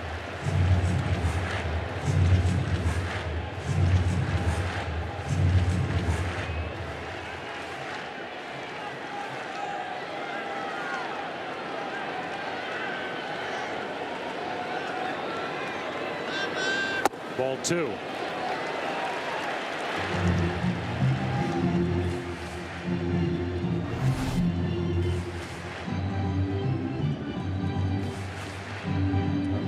Scherzer gives everything he's got. I think that's what you call max effort. That's what you call Max Scherzer right there. Here's a 2-2. Pretty good rip by Murphy. There's a lot of moving parts in that delivery, but I'll tell you what, he's throwing strikes.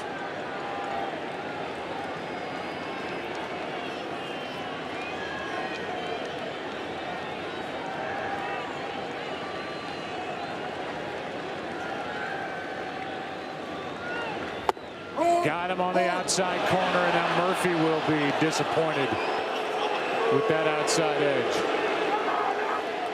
If you put this Fox thing up in Fox tracks, it's going to be a ball. To say the that's least. a ball.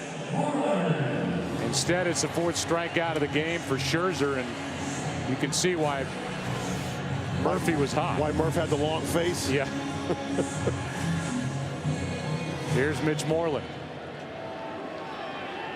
Give Scherzer credit for taking advantage of a wide strike zone. Sure, he followed the glove, and the umpire's been giving it to him.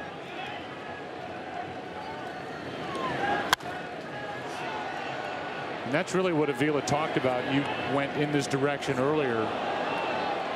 Guys going up, especially left-handed batters, he's noticed them at times look for pitches away, whether they're going to get a fastball or changeup. Eventually they'll get that changeup and they can hammer it. Regardless of the speed of the pitch. That's a good one in on the hands. Strike 2. And that's what he was making his point. He needs to come in there and he needs to follow it up, and he can't just show it for effect. He's got to prove that he can throw a strike in there. He's turned in another good one. He's been good this postseason for Detroit. That one rides away, ball one.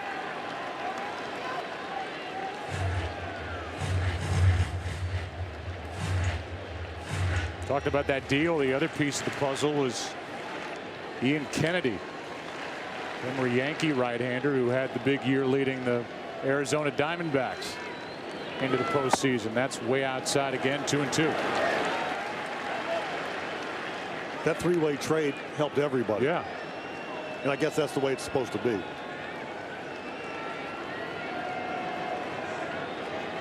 Granderson had a brilliant year for the Yankees. The 2-2. Here are the guys that moved around in that three-team deal. Tigers get those four pieces. All are on the active roster for the postseason here. This was 2 off seasons ago. The Diamondbacks get Kennedy and Jackson. Yankees get Curtis Granderson, and that helped everyone. That's win-win-win right there. Everybody's happy. Edwin Jackson now pitching, I believe, tonight for the Cardinals in game 2 of their series against Milwaukee. That's up and away and swung on and missed. Strikeout number 5 for Scherzer. And the bases are empty with Kinsler coming up. Today's game summary is brought to you by Liberty Mutual.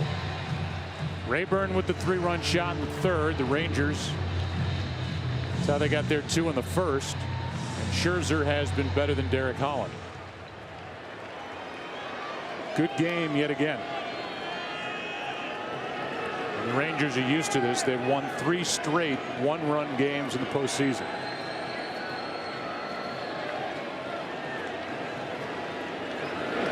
Only the 1915 Red Sox won 4 straight 1-run games in the postseason. Was Wakefield on that staff? Wakefield was there. I'm sure he loves that when I say that. Those games 2 through 5. Caught by Inge. Hard hit by Kinsler. Inge made the lunging grab. And we go into the 6th inning. Here in game 2. Detroit on top by 1.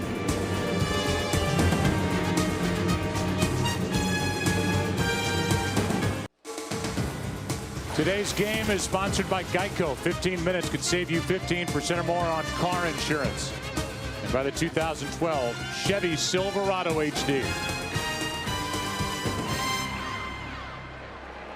And there is Derek Holland, who is now a bystander to game 2 after going 2 2/3. Feldman has picked up the slack. 2 1/3 innings and has not allowed a hit until right now, as Avila is on to lead off the 6th inning with the Tigers up by 1. But while we play here tonight, it'll be fun to watch the Cardinals and the Brewers game 2 on TBS tonight at 8 Eastern, 5 Pacific. And then we're back at it tomorrow night in Detroit on the air at 7:30 Eastern, 4:30 Pacific. And what did the 2, 3, 4 hitters do in game 1 for Milwaukee against the Cardinals? Jaime Garcia was the starter, but they got everybody, and that tone was set with a Ryan Braun home run in the 1st inning that's still rolling. Ball was smoked.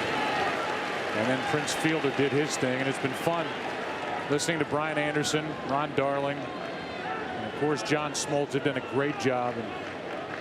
And 3 of the 4 divisional series rounds went all 5 games. A lot of good baseball. Jim Leyland loves to do stuff with Brandon Inge. 0-1. 1 ball, 1 strike. And I say their names because not only do they deserve the credit for the job they're doing, but it makes me think of Ernie Johnson Jr., who is nothing but class in this business. One of the real sweet guys, and he is dealing with a family situation, not available to work the postseason for TBS, but we're thinking about him here at Fox, as I know they are with his family with Turner. Check on the runner, Avila, and they count 1-1 on Inge. One of the highlights of our game is how many nice people you meet. Isn't it amazing? It is. Present company excluded. Yeah. Well, he took the words right out of my mouth. Here is a 1-1 from Feldman. Just gave up his first hit. The bunt. Playing it straight. Feldman gets the out. The sacrifice by Inge. I think a lot of times in that situation in the past, he would have hit and run. But Alex Avila is just not moving very well. They're probably trying to protect him. There's a guy who gave you a big bear hug before the game. Brad Penny, who was quoted in the paper today as saying, hey, if I get in a game, it's not a good situation. And it's a one-run game. Yeah, that's just what you want to hear coming from the guy just coming in with a one-run lead. But he's a big, strong kid, and I'm still feeling the effects of that hug. Here is Austin Jackson, 0 for 1. He's walked twice. Runner at second, Avila 1 out. He just goes up there ready to rip. Strike 1.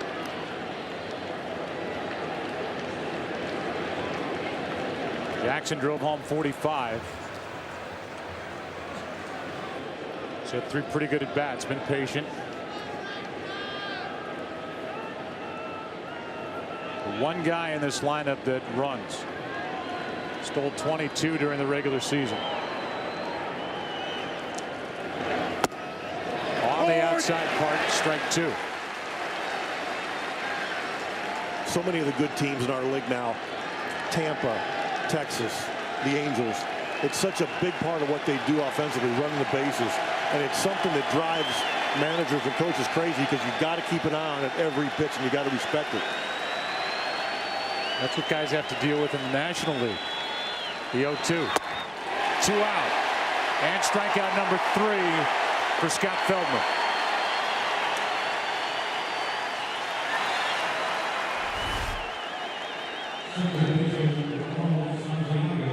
Even when the ball's elevated, nothing straight.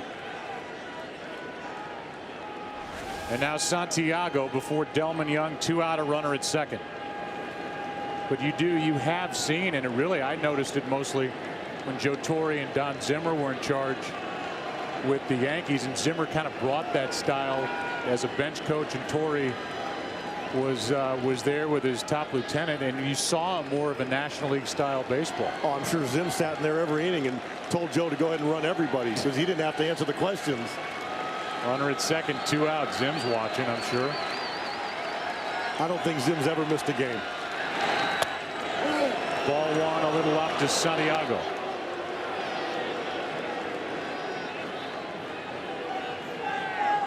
You walk into that ballpark in Tampa, it's not the nicest ballpark, but when you see Zim smile, it kind of lights the whole place up.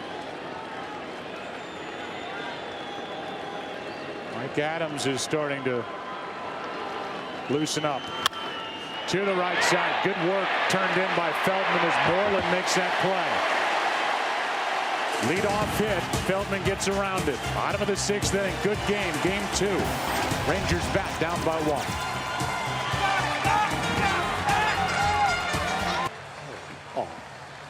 1. We give you today's Volkswagen Passat trivia question. Baseball terminology.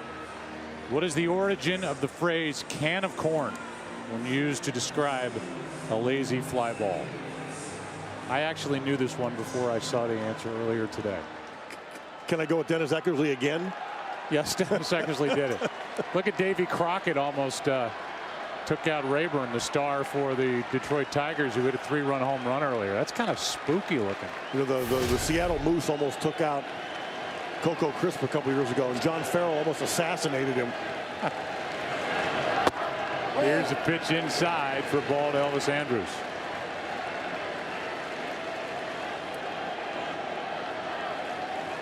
Big bats coming up. Hamilton and Young. Beltre, if anybody gets on, this will be a big inning for Scherzer, who is retired 12 straight.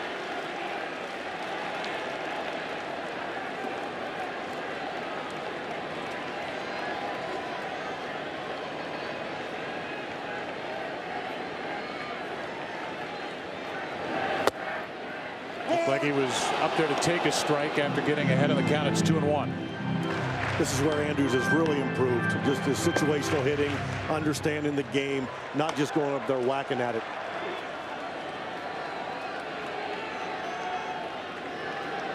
Hit .279 during the regular season, has 3 hits this postseason.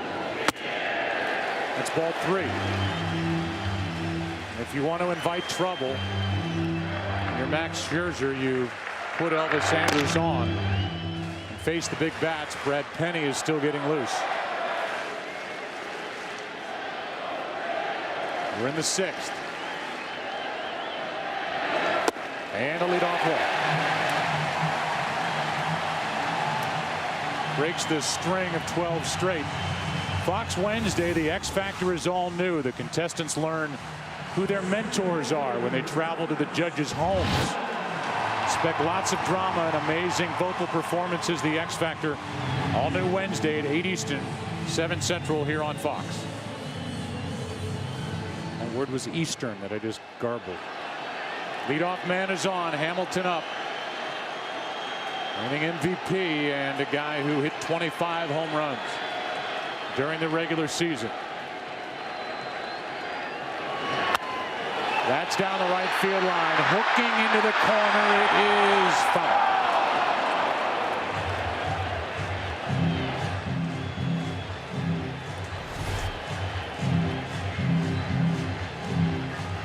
He throws him a changeup, and he's so strong, and he keeps his hand back so much. He didn't even hit that ball well, but if he keeps it fair, it's a home run. 1 strike on Hamilton, who has an RBI double, a run scored. That was back in a 2-run first. Rangers haven't scored since. Sometimes the game looks too easy for Josh.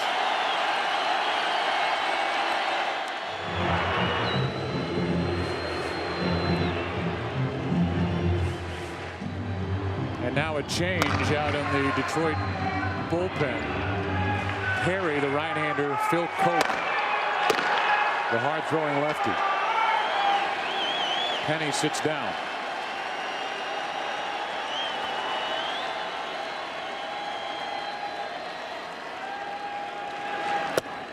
Inside, a ball and a strike. And I think Jim Leyland's thinking right here is that Scherzer's got him deep enough in the game where he can start matching up lefty-righty.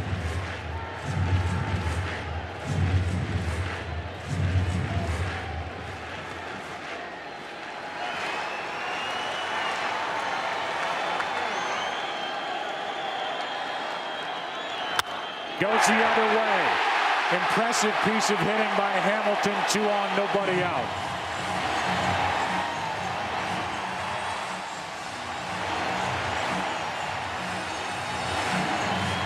That's a big number 3 hitter right there, taking a ball away and spanks into left field. That's impressive. Hooks one foul down the right field line and then later does this. And it was the same pitch he pulled foul, but it was elevated and it was up enough just where he could stay on it. That's still a nice piece of hitting. And a visit from the pitching coach Jeff Jones with action in the bullpen. 2 on, nobody out. The Rangers already leading in this best of 7 1-0.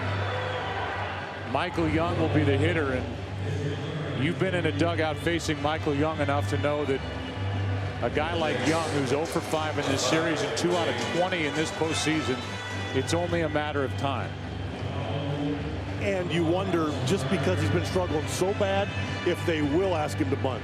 I would say in the course of the regular season, him hitting where he hits in the order, the way he hits, you'd never ask him to bunt. I think there's a chance right now they actually will have him bunt. Wow, really? He is hitless in the last 3 games. He's only had 3 4-game hitless streaks since 2007. He's trying to avoid one here. I'd fall out of the booth if you had he's Michael just not Young comfortable. He's leaking. Strike 1. He's so good when he feels good and hitting the ball to right field. And right now, that body weight is just kind of leaking out towards the left field side.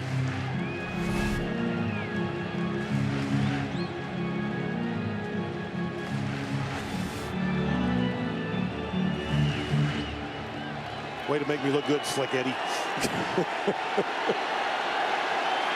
Count 0-1, 2 on, nobody out. Rangers down by 1.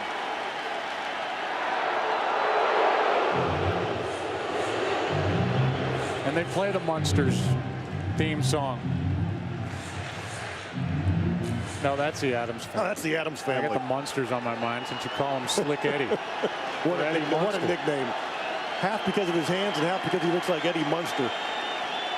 2 on, nobody out, the 0-1.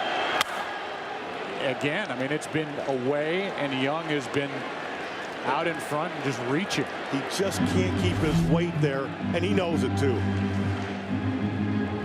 Because when he's right, he rifles balls the other way, and that's when he becomes so much more dangerous. Right now, this is tough duty for him. Well, you've got a team's number 4 hitter with no RBIs this postseason, and they've advanced past the Rays, and they're up a game on Detroit. What's that tell you? Because you know he's going to get hot. And Ron Washington's team has a lot of ways they can beat you.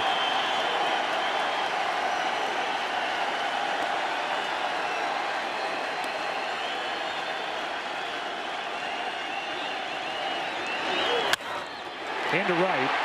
Falling in a hurry, and Rayburn makes a nice catch.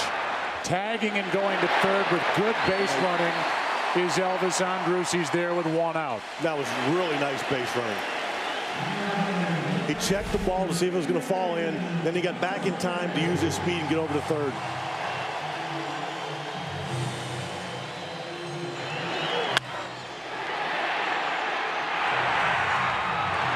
That's terrific base running. A lot of guys with an outfielder charging like that coming in toward the infield wouldn't even think about that. They'd conceded and stayed first and second, and nobody would say a word. Now the whole situation changes. For Adrian Beltre, who drove home 105 during the regular season and has an RBI double in today's game. Tying run at third. Now they can play for a double play because of Beltre's hamstring. He is a double play candidate. Cost him 5 weeks of the season. Takes a strike. Good pitch. 92 from Scherzer.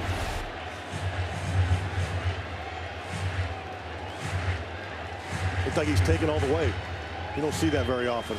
But here's a guy who put up 32 home runs, 105 RBIs, and missed 5 weeks with that hamstring. And as he sees more pitches in that bat, you'll see him look to right field more and more. 95 from Scherzer, strike 2.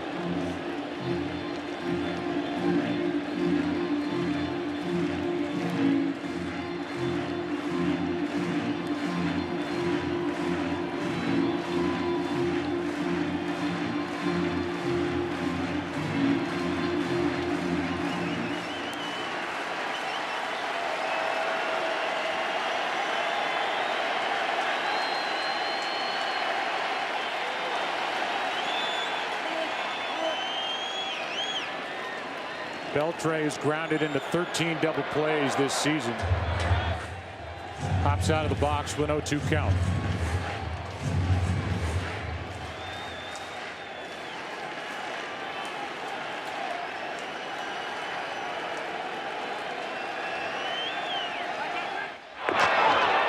A step to third, throw to first. He didn't get Hamilton, but he got Cabrera. Yeah.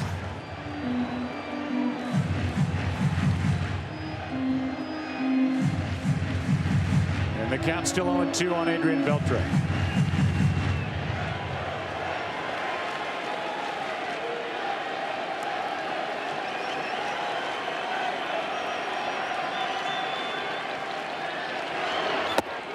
Big strikeout. Out number 2, and Scherzer rings up his 6th, but none bigger than that. What a nice pitch.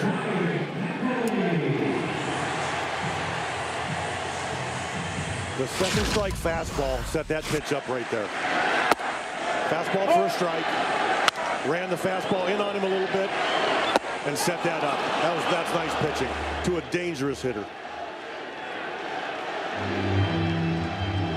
Now they're out there putting their first and third defense on, and they're still going to have to respect Andrew's speed at third. You can't just throw through.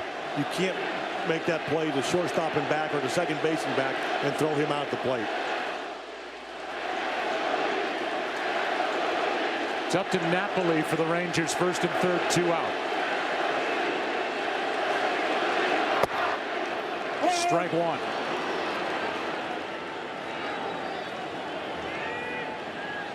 If Texas sends Hamilton, you may see Avila just eat it and just take their chances with Napoli. Yeah, I was thinking the same thing. Hamilton at first. The middle infielders are so far back. It wouldn't be surprising if they just concede it and they don't vacate their positions and just try to get the out.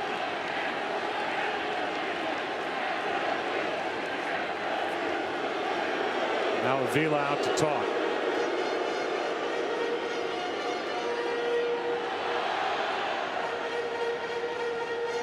First base coach Gary Pettis comes in to talk to Hamilton. It would not be an insignificant stolen base. Then a hit gives Texas a lead theoretically if they concede with Hamilton at first. It's just so difficult to defend this right now because of Andrew's speed at third. You could run this play to perfection like you practice in spring training, and he still could be safe at home. So you're in the category of a double steal. I'm in a category that they're not going to defend it. Here's the 0-1. On the inside corner, and Scherzer has made some pitches. 0-2. That's 96 miles an hour with movement.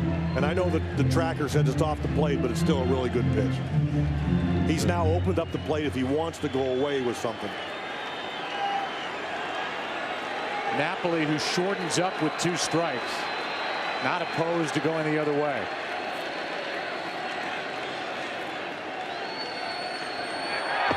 And they are thinking about Hamilton maybe trying to run at first. Now with 2 strikes, 2 outs. You can see it, and as you said, Avila probably would just put it in his pocket. Especially being ahead in the count right now, you're going to take your chances just getting the hitter.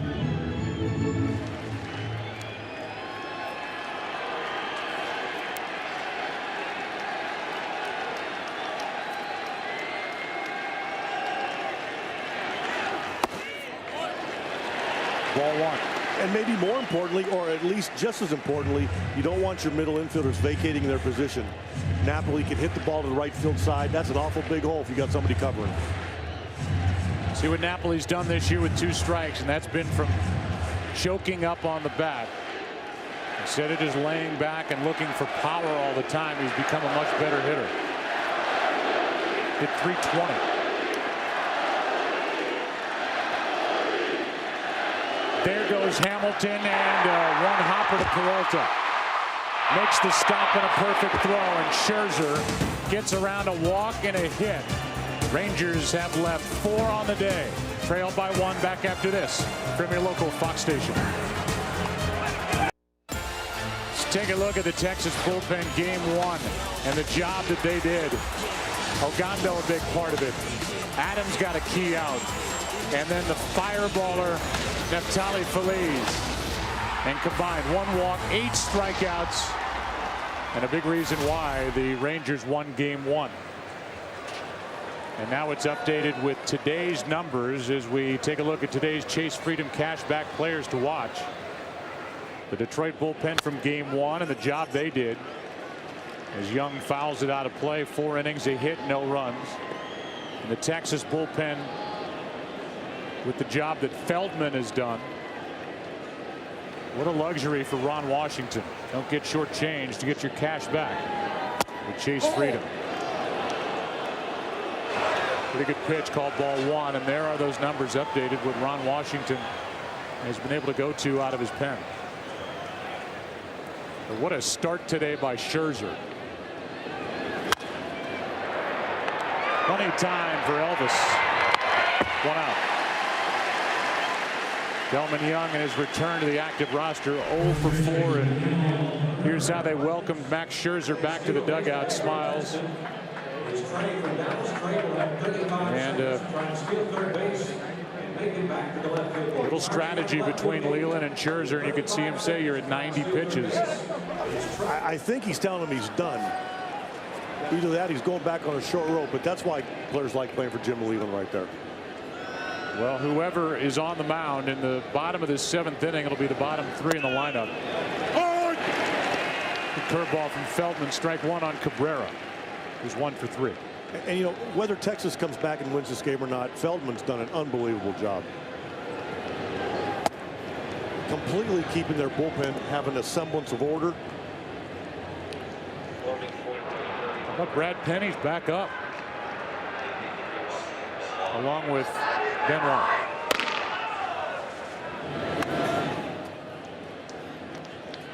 I got to believe if the score stays like it is, Benoit's coming in, and if they tack on a run or two, maybe they'll go to Penny. Benoit, who signed early with Detroit in the offseason, set the market for setup relievers, former Tampa Bay Ray. And he got nice money to come set up for Valverde. 2-2, good pitch to Cabrera.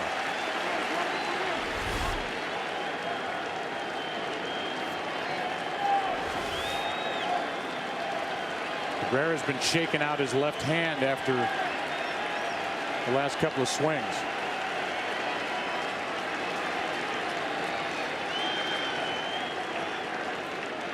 And he gets time.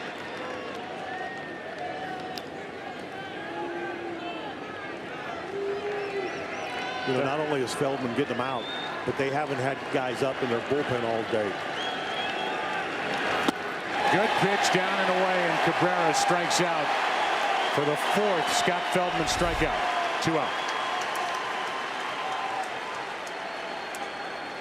That's the part where you talk about how nasty this pitch is down and away to Cabrera. I got thirsty. That is filthy. Nothing is straight. Once again, today's Volkswagen Passat trivia question. The origin of the phrase can of corn when used to describe a lazy fly ball, dating back to the 19th century, which Terry is in the 1800s. It relates to an old-time grocer's method of getting canned goods down from a high shelf. Got to remember, you're talking to a second semester freshman from the University of Arizona. Using a stick with a hook on the end, the grocer would tip a can so it would fall for an easy catch into his apron. I actually knew that. I had a message from John Farrell in between innings telling me exactly what it was, and I didn't believe him. A 1-0 pitch. Martinez flies one into shallow left. It's a high can of corn. Well, you guys are good here at Fox. Can of corn to end the inning. Bottom of the 7th. Time to stretch. We will stay here with God Bless America with the Tigers on top. 3-2. Let's see ESPN do that. Yeah. You're not allowed to say that on Fox, by the way. You can say TBS. Right now, we join public address announcer Chuck Morgan for the introduction of God Bless America. And now, ladies and gentlemen, we ask you to please rise and join with the Detroit Tigers, the Texas Rangers, and all of Major League Baseball as we pause to honor the men and women of armed services both at home and around the world. Today, we invite you to join in singing God Bless America with Bridget Hammers. God bless America, land that I love. Stand beside her and guide her through the night with the light from above, from the mountains to the prairies, to the oceans, wide with foam. God bless America, my home, sweet home. God bless America, my home, sweet home.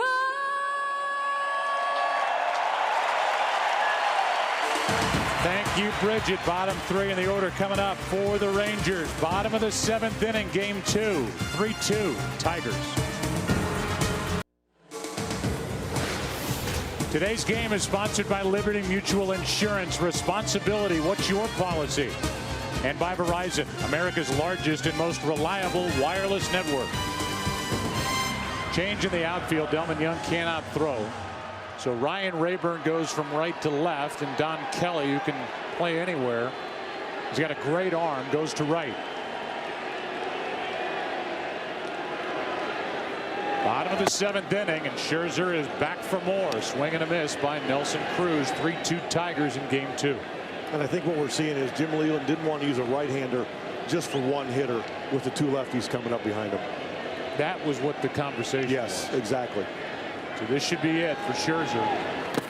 Or he may have told him, you're hitter to hitter. You can stay in there until you get a base runner. But there's a pretty good chance this is his last hitter either way. And Murphy struggled so badly against left-handed pitching. It's an easy one right now.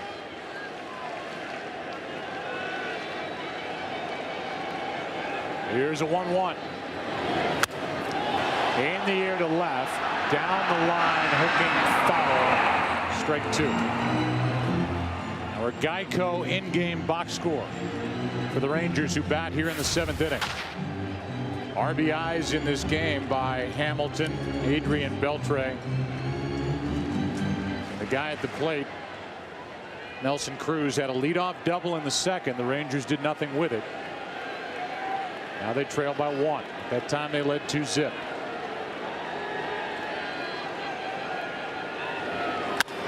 Well hit down the line. Is it fair?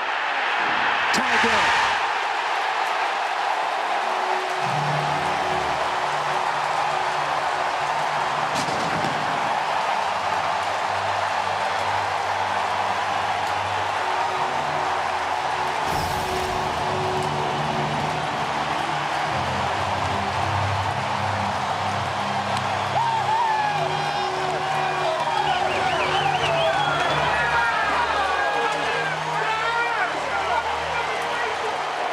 After pitching a brilliant game, that'll be the taste left in the mouth of Max Scherzer. A rocket off the bat of Nelson Cruz. There for one more batter. And that one batter got him.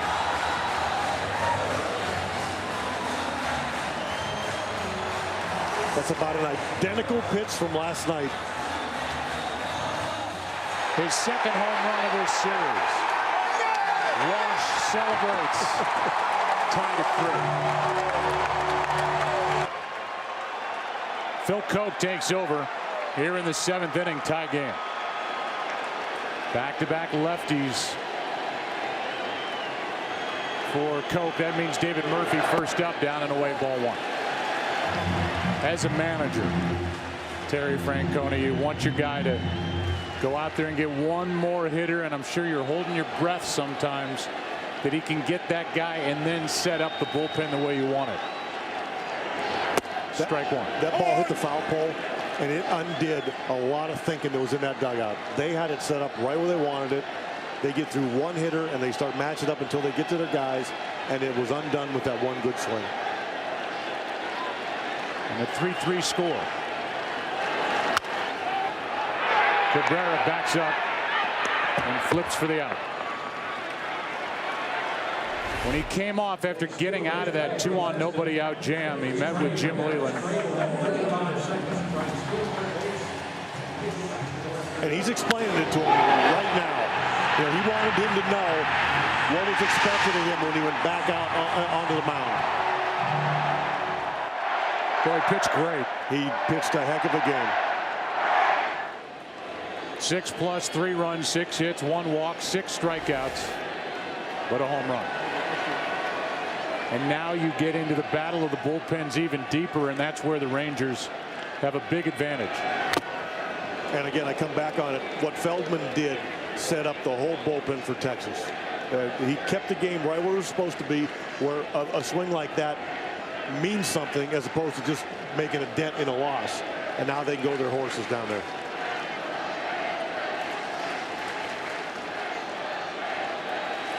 Counts 0-1 on Moreland, who has struck out twice. Back behind the plate and out of play. What do you have, Ken Rosenthal, on Scott Feldman? Well, Joe, the Rangers pitching depth is just stunning. Feldman is a guy who missed more than half the season coming off right knee surgery. The Rangers basically used their 5 starters the entire year, and here they have Feldman now coming out of the bullpen. They also traded Tommy Hunter, a 5th starter type, earlier this year for Koji Uehara. It's just one after another. And this is a team, as you said, they were healthy with their rotation. They used a total of 7 starting pitchers all year. Here's the 0-1. It skips in, and a lot of that was trying to slow down guys at the end of the season. Ogando we talked about, so that he didn't get overworked, and now they have the hard-throwing Ogando getting loose. He threw 2 great innings here 2 nights ago. And it's well documented how much they've talked about their starters going deep in games and throwing innings, but they've certainly kept an eye on some of these younger pitchers also. Here's a 1-2. 2 out, and for the 3rd time today, Moreland strikes out. That's going to be it for Phil Koch.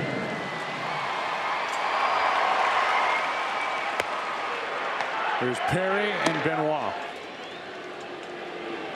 With Kinsler coming up. Koch did his job. But in this 7th, Nelson Cruz has tied it. 3-3, bottom of the 7th, 2 out.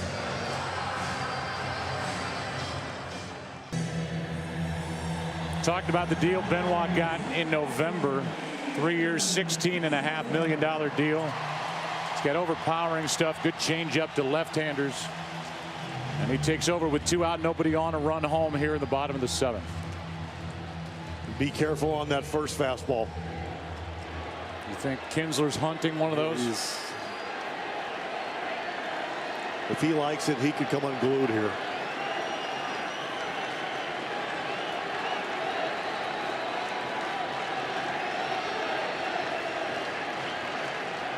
Fastball in.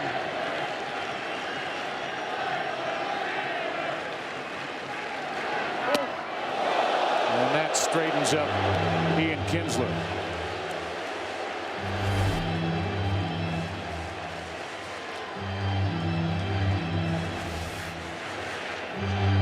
Maybe not having that Band-Aid is affecting his command. Yeah, the Yankees, Joe Girardi made him take a Band-Aid off his left cheek in Game 5 of that division series, a game that Tigers won. Could have been the first series that was affected by a boil. As it is, he's Band-Aid free. And the count 1-0 on Kinsler.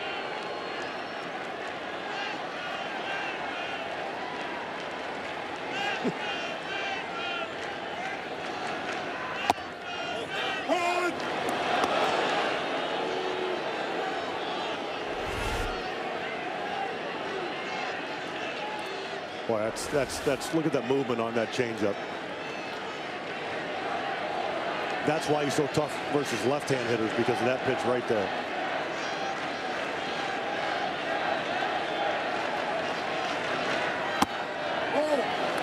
Just missed. The deal that Benoit signed then kind of set up the market for a guy like Rafael Soriano, who signed a 3-year, $35 million deal with the Yankees. Even Bobby Jenks, who went to your team and just could never get healthy. I know the Tigers took a little bit of heat when they first signed him, but they wanted him and they got him. Here's a 2-1. That had a chance of coming back fair with all that spin on it. It stayed foul. And the count 2-2.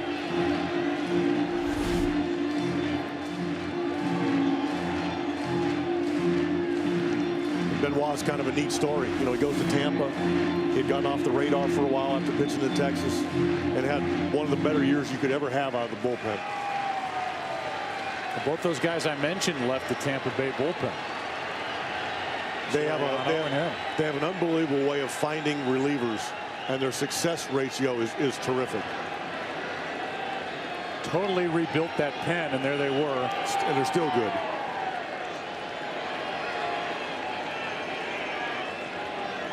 Won the wild card out of the East. Here is a 2-2. Out of play. You've got an 83, 84 mile per hour changeup with movement, and then 95 mile per hour heat. You can see why Dave Dombrowski wanted him. Trying to get it to Valverde, who is perfect on the year. And that changeup is so effective because unlike a breaking ball, there's no spin to it, and it just goes down in the zone, and there's deception with it, and it's a killer pitch.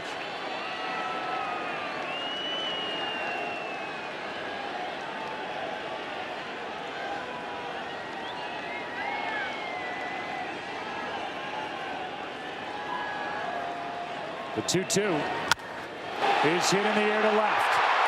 Back in front of the track to end the inning. A loud final out. Go back to game one. Talk about Nelson Cruz getting hot. His home run was the difference in the game in the win against Verlander. Then today, the tying shot. Into the 8th we go. Tied at 3.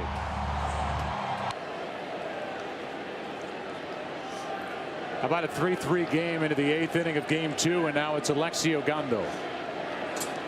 He worked in game 1 and went 2 innings, 1 walk, 3 strikeouts.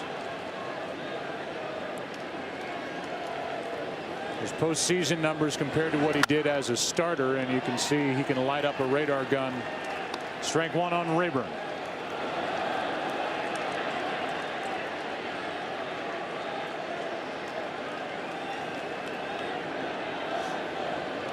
Four and a third innings from Scott Feldman. 1 hit. Beltran makes that play, stops himself and gets the out. And I know I probably sound like his agent, but what he did was, in winning the game, certainly the priority, but he kept complete order in their bullpen, and on top of that, he gave him a chance to win. They never even had to get up somebody throwing while he was in there. It was a tremendous effort. Now it's Peralta. Strike 1. In the bottom of this 8th inning, the Rangers will have Elvis Andrus, then Josh Hamilton, then Michael Young. If anybody gets on Beltray, Gando trying to keep it 3-3. Strike 2.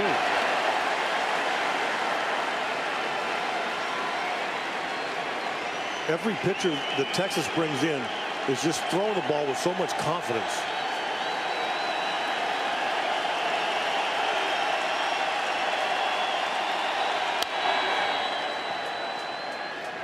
Geico in-game box score for Detroit. 1 big swing, and that was by Rayburn back in the 3rd inning. A 3-run shot off Derek Holland, the starter, who is now off the hook.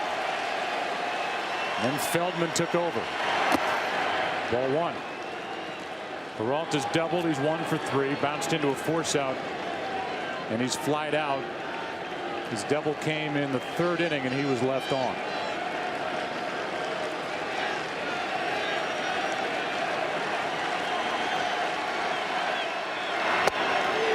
Two and 2.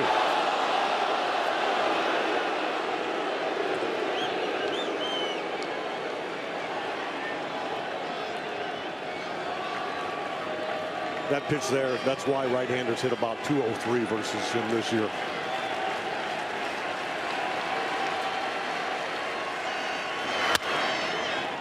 Peralta got under it, and now Hamilton's under it. 2 out.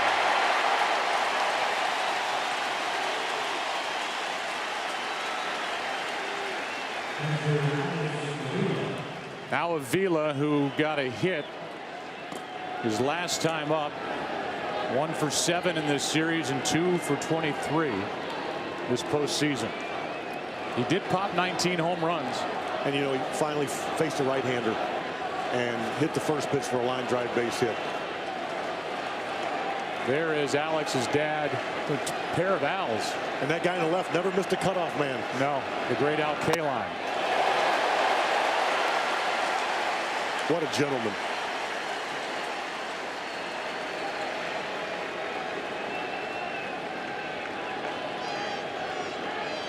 Al Avila, and that's how Alex Avila's dad pronounces his last name. I'll stay with me long enough and you won't pronounce any names. Has to be so proud of his son, who is now set up at 0-2.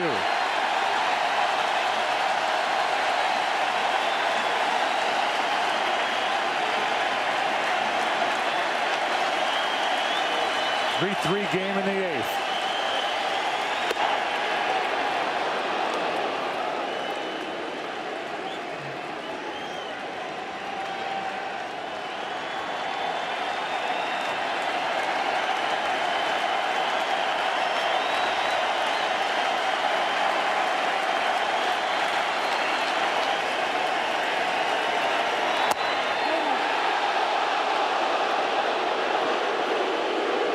Not only 99 miles per hour, but a pitch that's been a strike much of the day. Ball 2. That might be a call there where Larry Vanover's thinking, I don't want to hear him yelling at me the whole next half inning.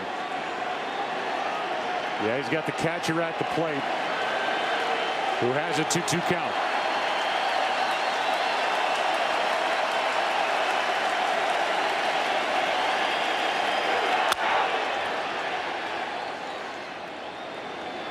Throwing harder as he goes. 98. That's harder than he was throwing the other night. Hit 99 on that 1-2 pitch. Feliz, the closer, hit 101.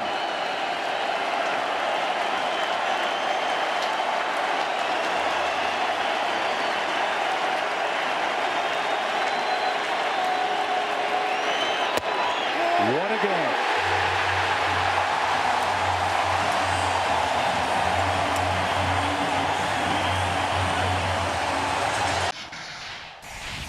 MLB at Home is presented by Flonase Allergy Relief. Get 24-hour all-in-one allergy relief with Flonase.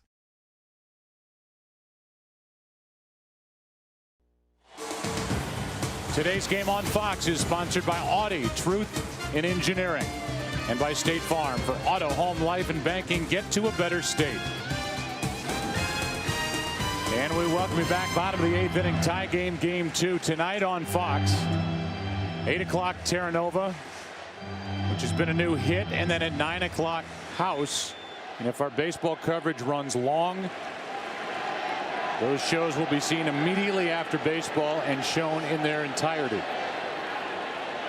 As Elvis Andrus leads it off. You know, Terry, at Fox we promote our shows by having stars from those shows show up to ballparks. We were going to do that for Terra Nova, but the Brontosaurus couldn't get through security. There's a 1-0. Probably showing my age, but I'm still a Friends fan. Oh yeah. We're actually gonna show people your age because we're about to go on camera. That's thrilling. The count is 2-0. Benoit trying to keep it a 3-3 game. Big bats. Follow Elvis Andrus. And now he is falling behind 3-0. And again, you're getting in that dangerous situation. Good base runner, great hitter. A lot of bad things can happen.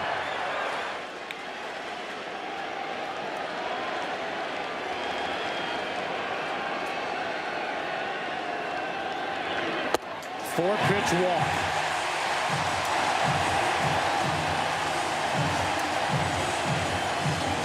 And so now, as you look at Jim Leyland, guy who sat in the corner of the dugout for the Red Sox, thinking along with him, and you know something bad's going to happen if you're Leyland after a leadoff walk. It's not the way you want to set it up. You got one of the best base runners in the league. You got one of the best hitters in the league. You got the middle of the order coming up. There's a lot of things that can happen, and they're not good. And that is beginning with Josh Hamilton, who is digging in.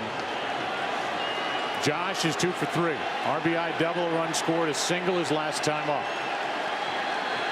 3-3 in the 8th. Go ahead run at first. Nobody out. First strike of the inning.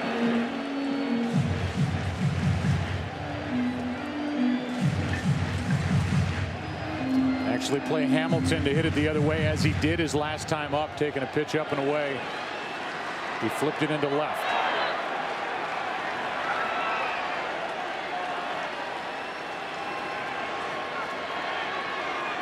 The 0-1 was ready to jump on that pitch, and he got fooled with a changeup, strike 2. I think something that goes unnoticed.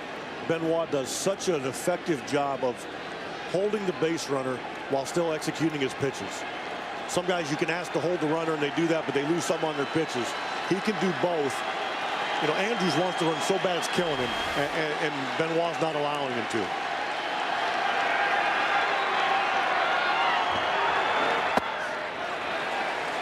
Ball one. But you mentioned before that this Rangers team, even with the power hitting of Hamilton at the plate, they will still run. And Wash gives them the green light.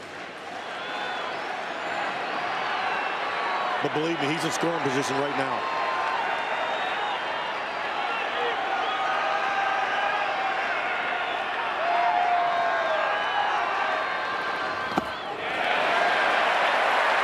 Two and two.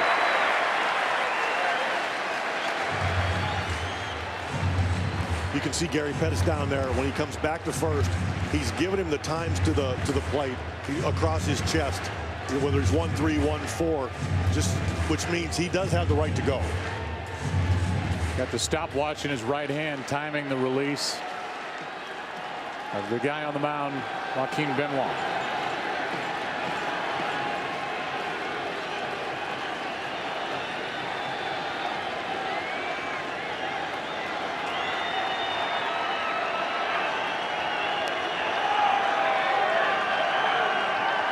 There he goes. And a line drive for a double play. You can live by the run and die by the run in a blink, 2 out. And a bad break for the Rangers as Hamilton made a bid for another opposite field hit. That was a bad break. They did everything right. Runner goes in motion. Hamilton takes a beautiful swing, and it's 1 swing, 2 outs.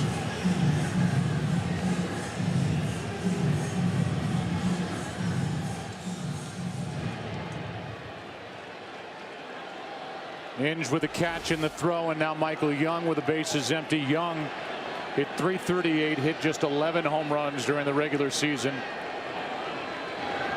As Benoit is one batter away from getting around that leadoff walk.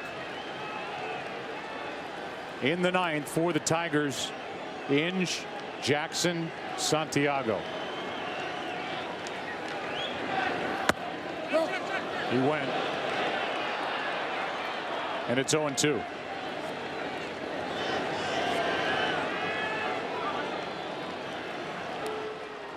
Jose Valverde is getting ready. Closer for the Rangers now, slows it down. Started to get loose in case Texas did something with that leadoff walk.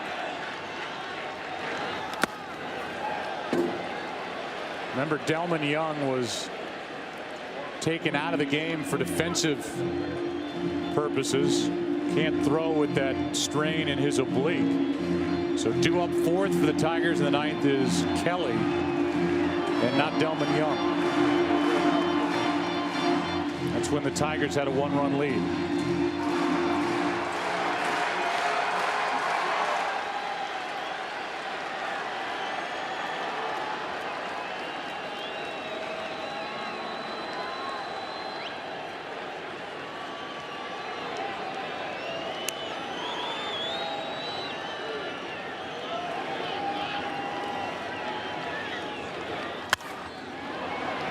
Fly ball into right for Kelly. Due up 4th in the 9th as we go there in game 2 with Texas leading 1-0. This game is tied 3-3. You wouldn't accept an incomplete job from anyone else. Why accept it from your allergy pills? Flonase Sensitivist. Nothing stronger, nothing gentler, nothing lasts longer. Flonase Sensitivist. 24-hour non-drowsy allergy relief. You can catch all the action of the 2011 Major League Baseball League Championship Series on Fox and TBS. Join the postseason debate at MLBFancave.com. And follow the action on Twitter with the hashtag postseason. Legends are born in October. Ogando just got a visit from Mike Maddox, his pitching coach, because Andy Dirks is off the bench to make his first postseason at bat, and he takes a pitch low, ball 1. And it looks like they got Mike Gonzalez out in the bullpen for Kelly. As you said, Kelly's hitting 3rd. but that's got to be a 1 and in, and then they'll go to somebody else. Dirks flies one into center for Hamilton, a late break, but he's there. 1 out. It's Jackson, then Santiago, then Kelly. Somebody gets on, and we remind you that coming up tonight, game 2 of the NLCS with the Brewers, winners of the Central, taking on the St. Louis Cardinals, the wild card winners. That's Miller Park, and that's tonight at 8 Eastern, 5 Pacific on TBS. And we're back here on Fox tomorrow night, game 3 from Detroit at 7:30 Eastern, 4:30 Pacific. Here's Austin Jackson, takes a ball.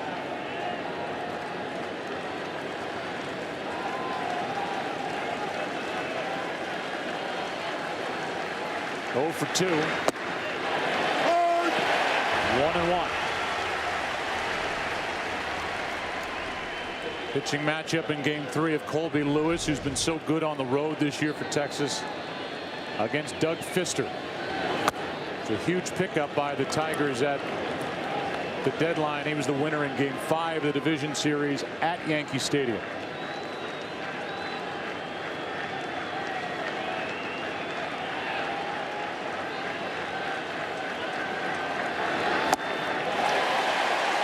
Two and 2.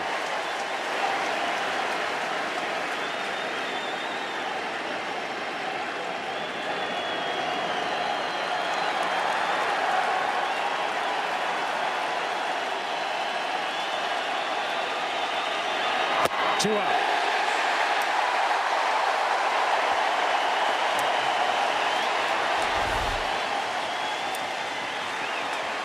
That's just throw right down the middle and see if you can hit it. I'm going to throw this as hard as I can, see if you can hit it.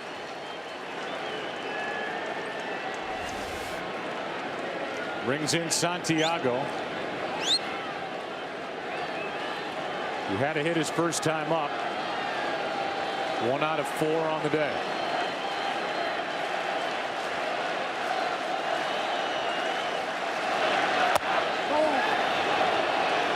Ball 1. Rangers will have Beltre, Napoli, and the suddenly red hot Nelson Cruz in the bottom of this 9th. In the air to left center field. That ball is going to drop for a hit. And the go-ahead run is on with 2 out. And Don Kelly coming up.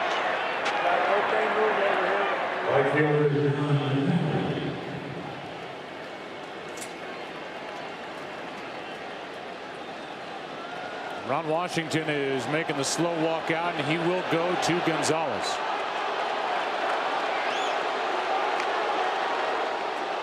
Ogando is finished.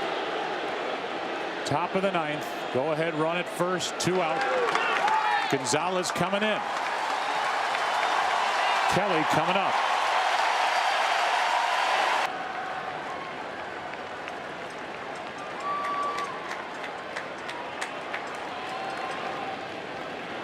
The left-hander Gonzalez takes over with Don Kelly coming up, and I'll just simply ask you, the way Ogando was throwing, would you have taken Ogando out? That's a difficult one to say. He was throwing the ball great. The reason he can do it is because they're playing at home, and he's got Neftali Feliz next.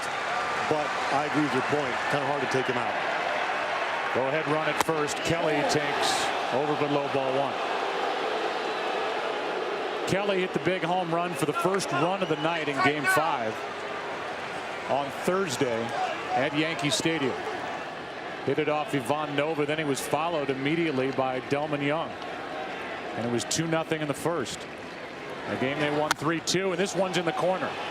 How will that rattle around as Santiago digs to third, and they're going to hold it. They hold Ramon Santiago on a double by Don Kelly. And now the go-ahead run is 90 feet away with Cabrera coming up.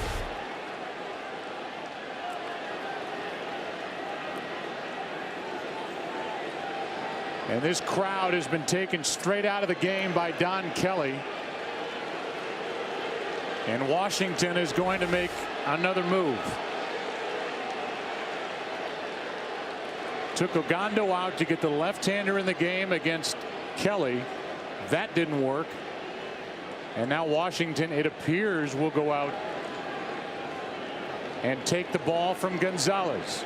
Action for Detroit in the ninth. So now with, I think what that flare hit led to by Santiago, 2 more pitchers and Feliz is into the game. First base open. Miguel Cabrera coming up, and this is exactly what Detroit wants. And it comes courtesy of a double by Don Kelly. You know, you're right, the domino effect for that one single. Even if Detroit doesn't score, Texas is committed to Feliz. And if they start going into extra innings here, he's either going to have to stay out there or they're going to go to the guys that they didn't want to pitch in this situation.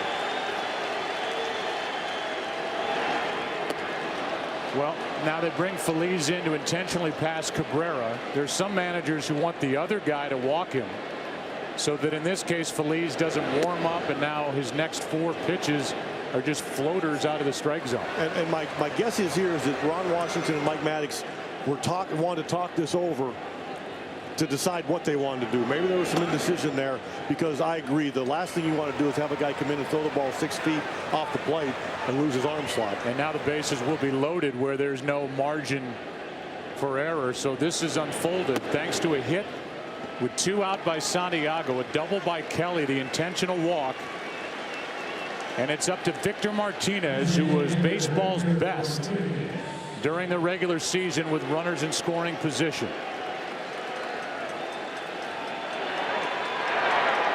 And it's Feliz against Martinez in a tie game 9th inning. And Cabrera is such a prolific hitter. I understand why you walk him, but you put your pitcher in a tough spot right now.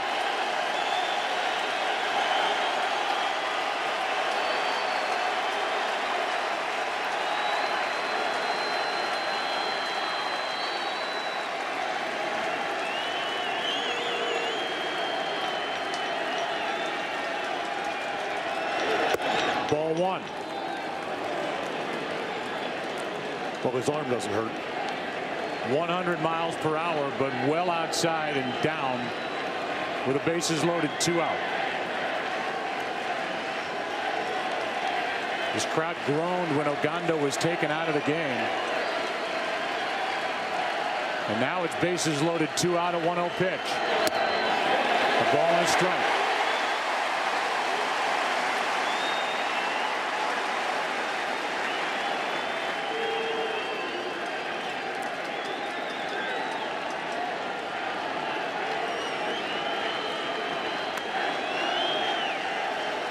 After an intentional walk this year to Miguel Cabrera, Victor Martinez went 4 for 15. The 1-1. Strike 2.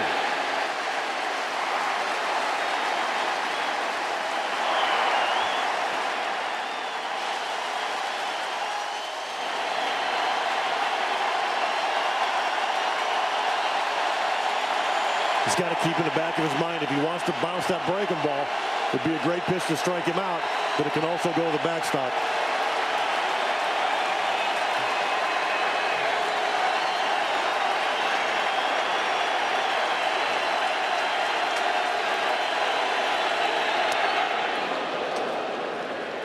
Two and 2. Yeah, that one almost went to the backstop.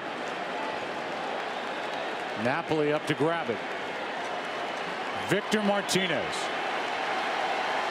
103 RBIs during the regular season, 3 this postseason.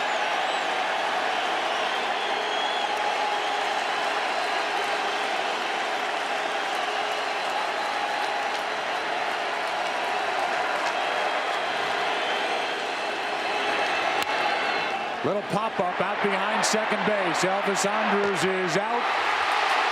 And so is Martinez. So are the Tigers, and he just did hold on.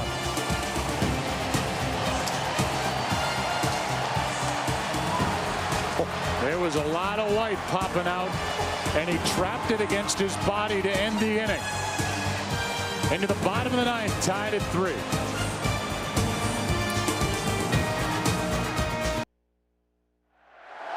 Look how this ball was caught by Elvis Andrus. It's not done yet. The back of his right hand and then the trap against his body. And then relief. That's how close the Tigers were to regaining the lead. You're also looking at a young kid that likes to play the game. And so does the guy on the mound, Jose Valverde, who's been so good in save situations. However, in non-save chances, an ERA of 6.29.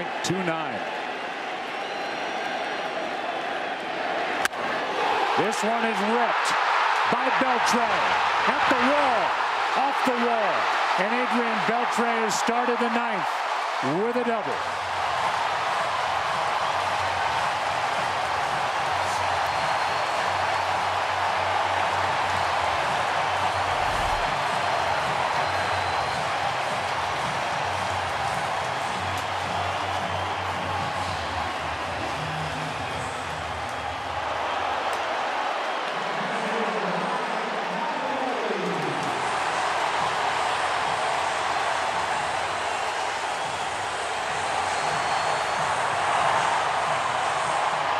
I thought there was a chance they'd run for him right here.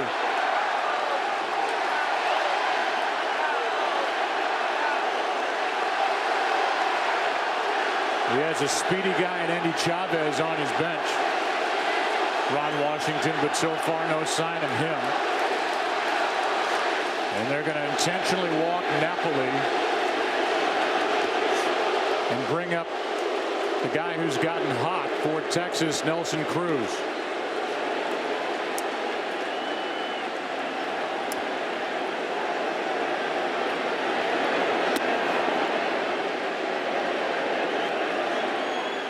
Benoit went an inning and a third. One walk, the rest zeros. And Valverde on the first pitch has a double bang off the wall in left center.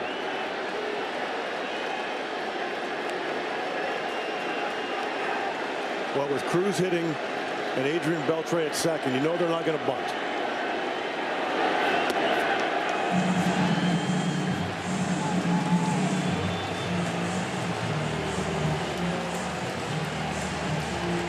Nelson Cruz will walk to the plate. Andy Dirks has taken over in right after pinch hitting for Inge. Don Kelly has gone from right to third.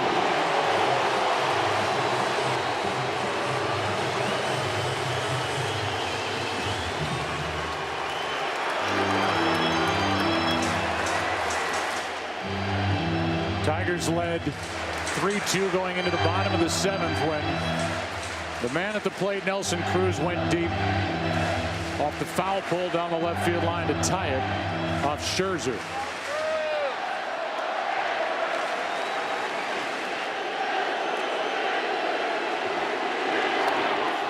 That hits Cruz to load him up. And he is hurt.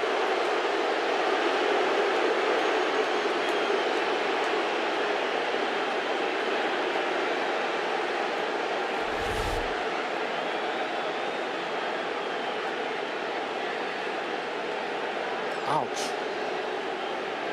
That caught him in the chest. And then off the right arm. I think that got him in two spots.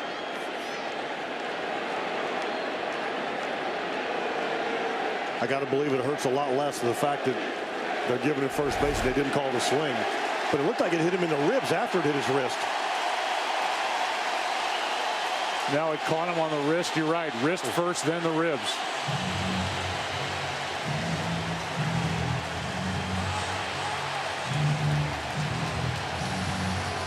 Detroit's going to have to bring their infield all the way in, and they're going to have to bring their outfield all the way in.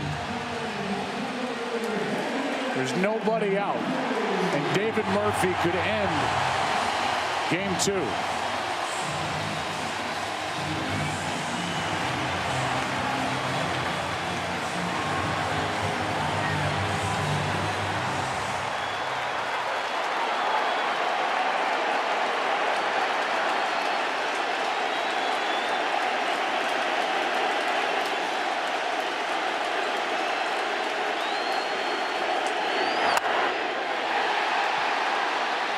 Beltre will tag. Backing up to make the catch is a left fielder, Rayburn. But Beltre holds at third, 1 out. Murphy couldn't do it. Valverde a big out, and now he will deal with Mitch Moreland. Well, I'm sure Dave Anderson gave that a thought, just because he didn't get behind it very well. And it wasn't very deep, but he didn't get behind it and get set to throw.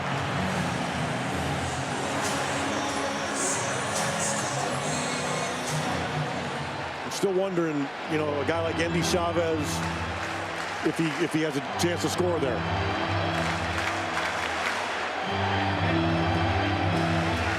But no pinch runner, and Beltre in this time with a bad hamstring did not test Rayburn. Good rip by Moreland, but strike 1.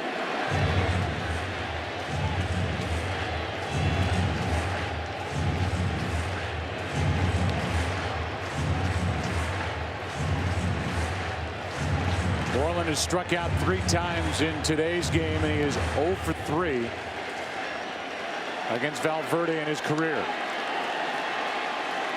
Now the infield can back up and play for a possible double play. And if it's hit up the middle soft, they'll still come home.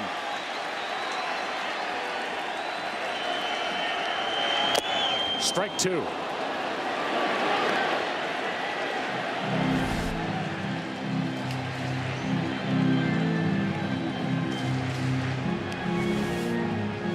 Big swing by Moreland, who's now in the hole and in danger of striking out for the 4th time in game 2.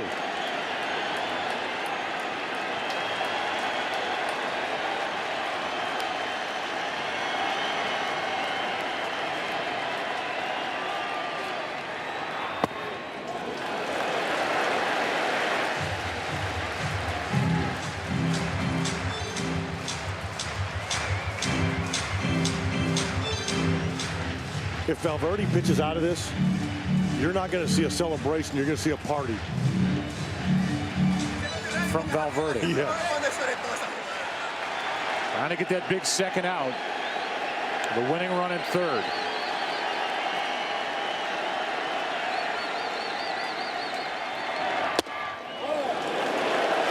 Two and 2.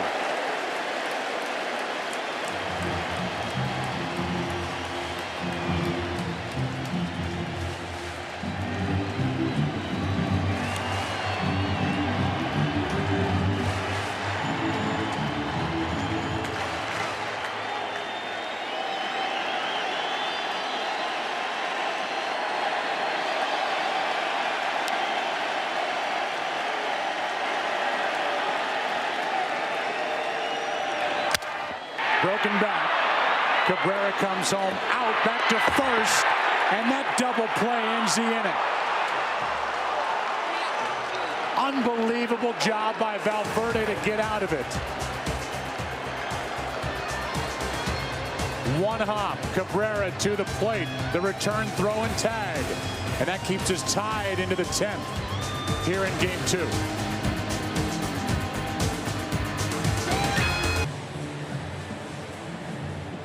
Those of you tuning in for Terra Nova, except on the West Coast, that will come up immediately after baseball is finished, but we are into extra innings. In a 3-3 game with the Rangers leading 1-0. Breaking ball from Feliz misses down and away, and Ron Washington will have to answer questions about not pinch running for Adrian Beltre after that leadoff double to start the 9th. 1 ball, 1 strike. And now you're getting into a situation where not only is the winner and loser of the game important, but you got your closers throwing 2 innings.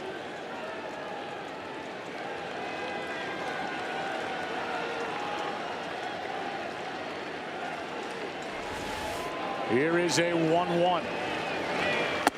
High for ball 2, 2-1, and now this goes back to what we talked about at the beginning of the game, which is 4 days straight of games, weather permitting, and now you're extending Neftali Feliz and Valverde. 2-2. But the reason the pinch runner comes up is because of that fly ball that was hit into left, and you saw what I saw, that Rayburn didn't get behind the ball. And he throws very well, but he did not get behind the ball. And just, again, you know, not sitting in the dugout, you don't know. But I got to believe Craig Gentry had a chance of scoring that ball. 2-2 pitch to Rayburn, who is homered. Is inside a full count, and for Ryan, those are the only RBIs of the day for Detroit. That was against the starter Holland, made it 3-2, which it was until the bottom of the 7th. Each side has missed chances here lately. 3-2 pitch. Ball 4, a leadoff walk.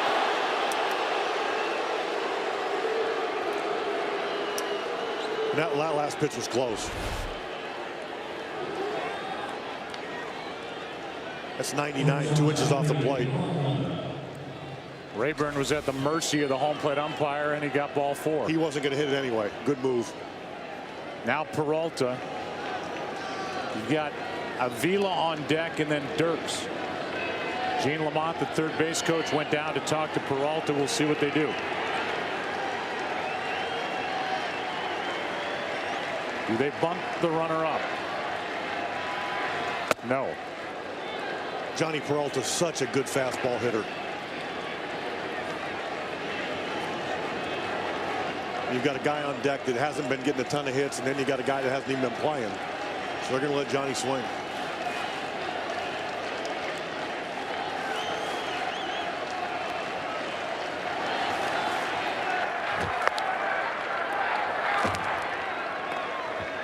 Go ahead, run it first with nobody out. Get away, buddy, come on.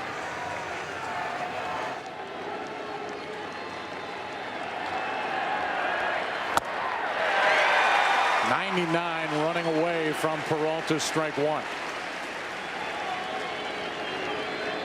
Felice does such a great job holding runners. The only way they can put him in motion here is if they put a hit and run on. They can't put a straight steal. And that becomes so iffy with the swings and misses against Felice. That's part of the package.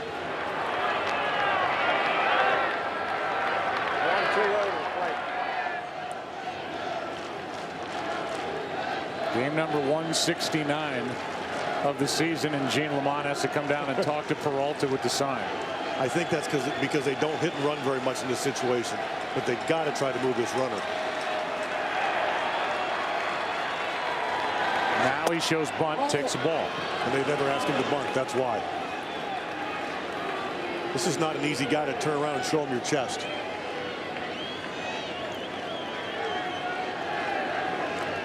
This could very easily go from a bunt to a hit and run. Now with a count in the favor of Peralta, 2-1.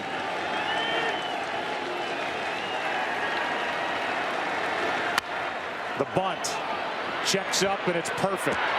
The out at first, down to second, the go-ahead run. Good work by Peralta. And Felice will deal with Avila and Dirks. Well, they don't ask him to bunt very often, and he laid down a blueprint.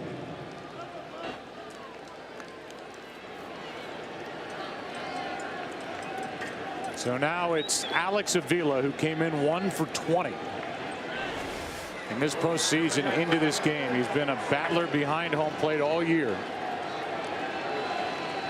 He has a hit today. 2 out of 24 this postseason, an .083 average, 1 RBI.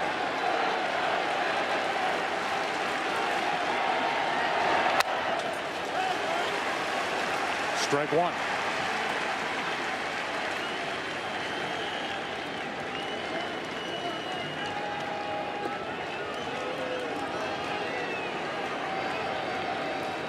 Look at what these two teams have done with runners in scoring position.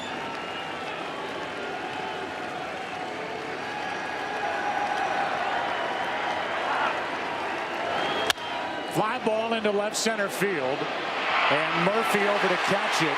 Wandering too far is the runner, and just back in time is Rayburn. He thought that ball was in the gap, And Murphy almost doubled him off the bag. Off the bat, it looked like a ball in the gap. Murphy did a great job closing ground right there.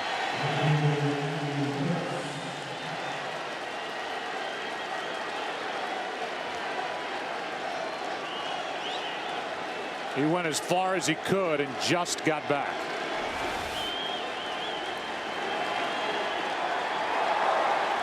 And now Dirks, who's 0 for 1 this postseason. That came in the 9th when he flied out.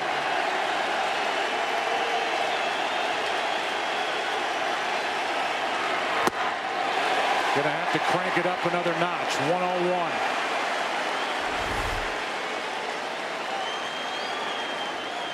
You sure that's not kilometers? I mean, that ball is exploding. It's unbelievable.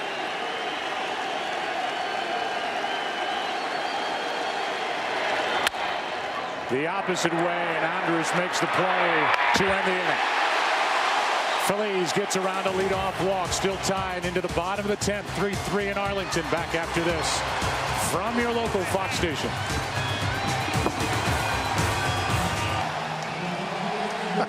Coming up next on Fox, except on the West Coast, Terra Nova and House.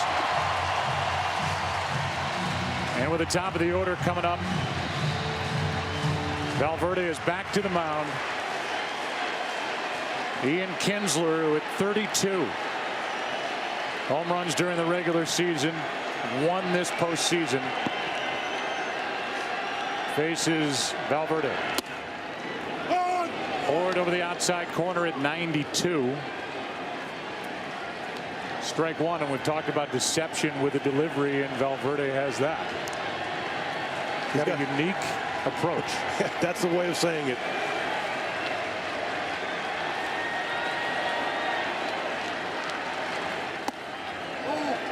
One ball, one strike.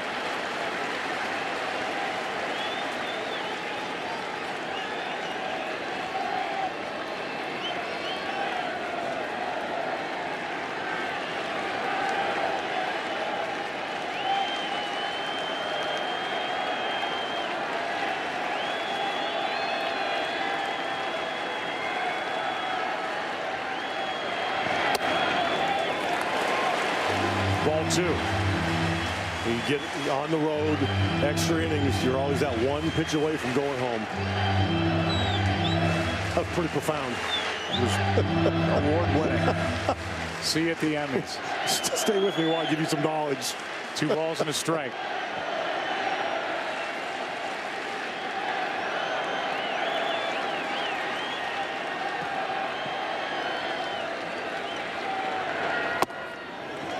Good pitch, 2-2.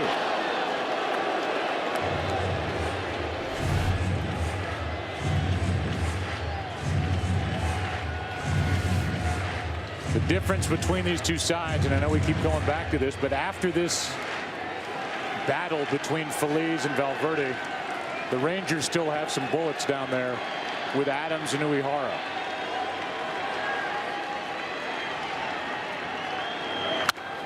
Still 2-2. Seems like there's a little bit of a hesitation to use Uehara because of some of the solo homers he gave up in September.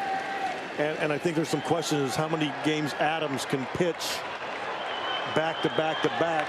So there's some things that Ron Washington has to think about right now. A lot of this facilitated by the move to take Ogando out after that 2-out flare hit in the 9th.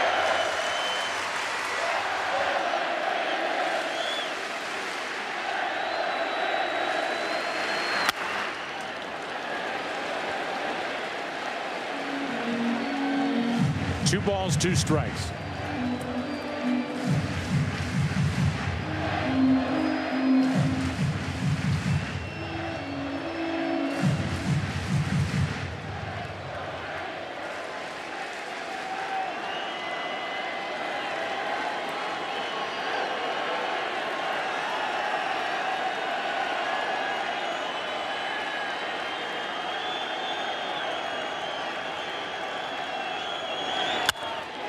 Into center, right at Jackson, 1 out. The best play of tonight's game brought to you by the Audi A8. True greatness should never go unrecognized. Here is The inability to score on the fly ball to the left, and that was followed by Moreland hitting into a 3-2-3 on the tag double play. That kept it tied after the Rangers in the 9th had bases loaded, nobody out, and Valverde got out of it.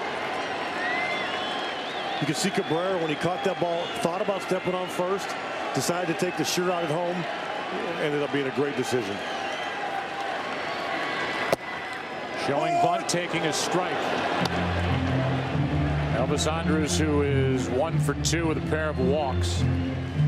Remember, he made the catch on that flare with the bases loaded. Ball hit by Victor Martinez in the 9th to end the threat.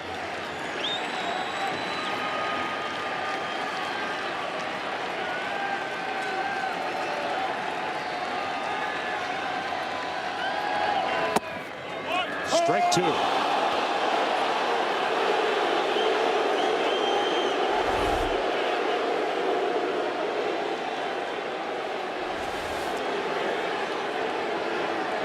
I know your Fox tracker doesn't like that pitch.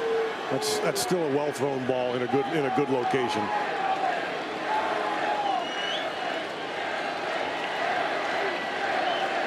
Nothing and 2 the count.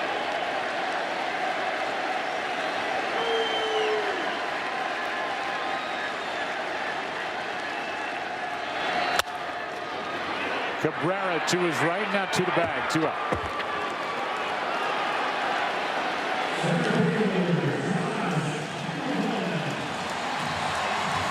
In the top of the 1st inning in Milwaukee, with the Cardinals down 1-0, Albert Pujols has hit a 2-run home run, put St. Louis on top before that series goes to Busch Stadium during the week. Be some interesting decisions with Albert Pujols pretty soon. Absolutely, free agent to be. Now Josh Hamilton with 2 out, nobody on. More than capable of ending game 2 with 1 swing.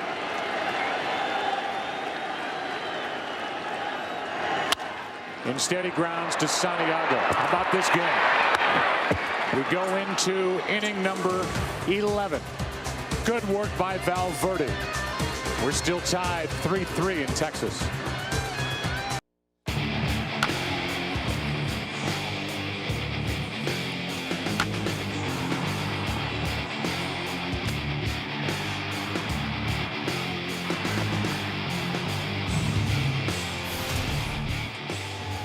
Game 2 is turning into, well, you don't want to say a classic. Maybe that's overstating it, but this has been a heck of a game, and we've seen great relief work. And now Mike Adams, one of the big weapons that John Daniels picked up at the trading deadline from San Diego, takes over, and he has closer type stuff. He has great stuff. And we talked about this before the first game, that we both said the pitching on both sides may overwhelm some of these good hitters, and that's what we're seeing. Austin Jackson is first up, top of the order for Detroit. That means Jackson, Santiago, and Kelly. Strike 1. If anybody gets on, Miguel Cabrera. And the one weakness in Adams' game is he doesn't hold runners very well. Ryan Perry, who worked in game 1, is getting loose.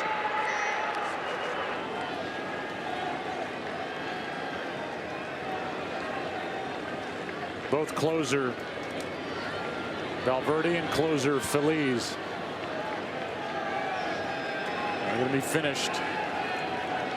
Feliz being replaced by Adams, and Perry getting ready to take over for Valverde, who made it interesting but did a terrific job to keep it tied. 1-1.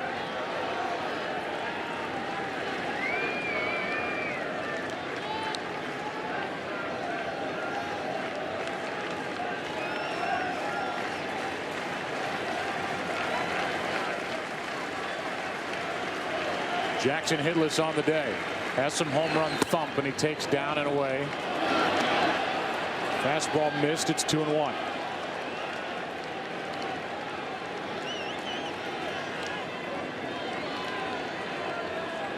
We've seen such great pitching in this game out of the bullpen. How'd you like to be the guy to come in and not carry it on? Feldman set that tone for Texas. On the inside corner, 2-2.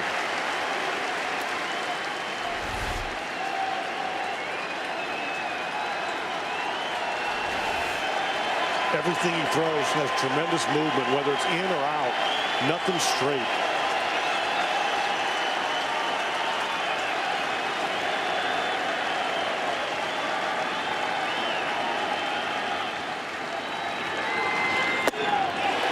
He went one away.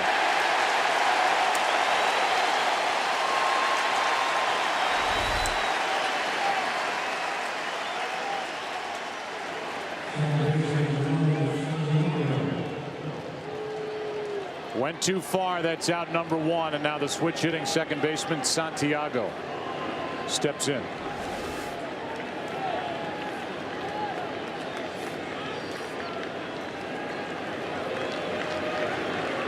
So you know, in the bottom of the 11th, it'll be the 4, 5, and 6 hitters for Texas. Strike 1. This long game will have a ripple effect the rest of the week with these bullpens, with games coming up tomorrow night and Wednesday and Thursday afternoons.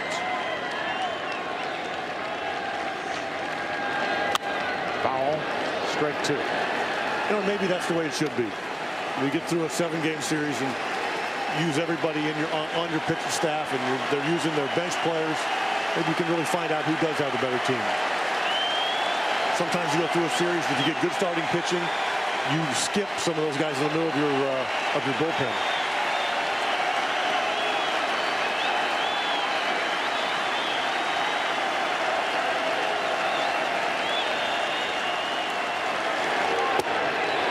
Ball 1. Rangers added a reliever, Yoshinori Tateyama, for this round. But again, he's more of a situational right-hander, throwing from down under, so it's going to be hard to run him out there for any length. Uehara and Darren Oliver left for the Rangers in their pen. Just outside, 2-2.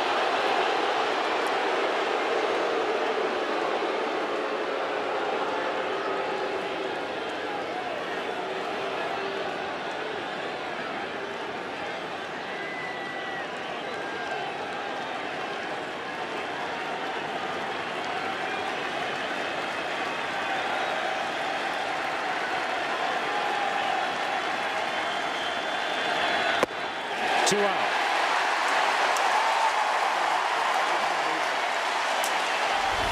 Look at the movement on this pitch. He's throwing from the first base side of the rubber to such an extreme. That ball probably looks like it's a foot off the plate. And just flailing at it is Santiago for out number 2. Now Don Kelly, who homered in Game 5 of the division series, and his double set up a great chance in the 9th. And he hit it against Gonzalez, the lefty. This guy's had a bounce around career, but he is valuable for Jim Leland, who can literally play him everywhere. He's played all 9 positions in the big leagues. Every manager wants to have that luxury. 25-man roster. He counts for about 2.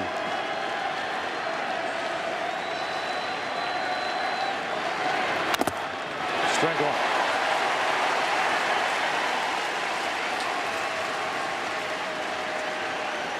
With that movement he has on his fastball and where he's positioned on the rubber, it just makes it so difficult for the left-hand hitter to reach that ball away.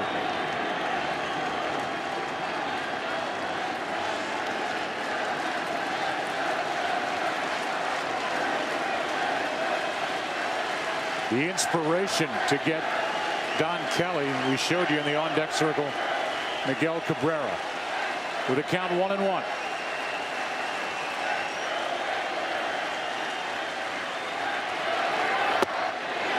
Ball 2.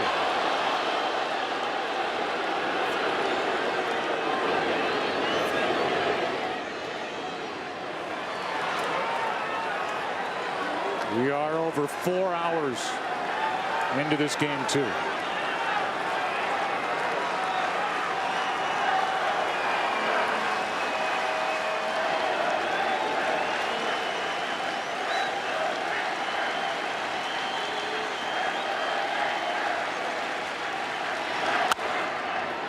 Two and two.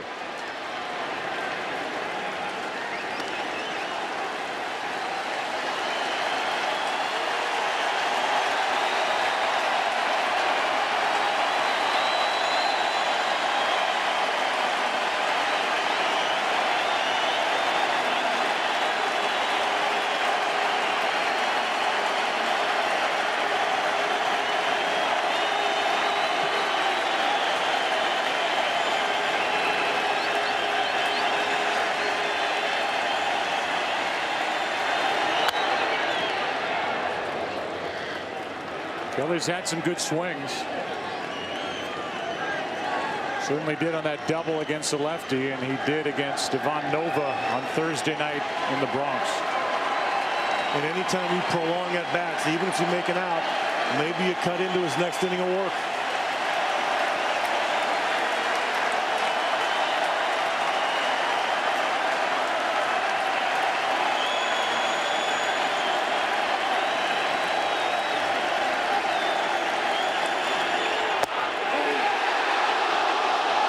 Ball three.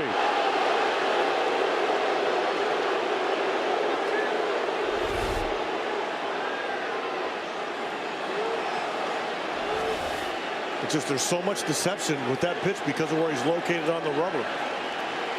That ball's a good 7-8 inches off the plate.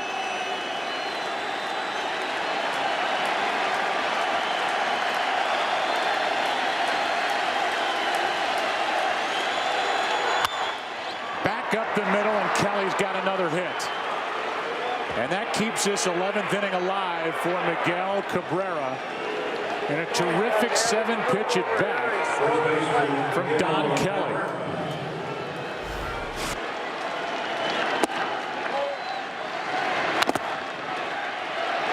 He's living away, he's living away, he's living away, and then he's going to get one over the middle enough where he can hit it back up the middle. So close to a strikeout on the previous pitch. This is going to be so interesting right now. And they're going to go talk about this because Kelly can run if he wants to. The one thing Adams doesn't do is hold runners, but look who's hitting. And you don't ever want to take the bat out of his hands. Yeah, and you're saying that because if he steals second, you got first base open. There's no reason to pitch to Cabrera. Exactly. They've already walked Cabrera once and got away with it by getting Victor Martinez to pop up with the bases loaded in the 9th.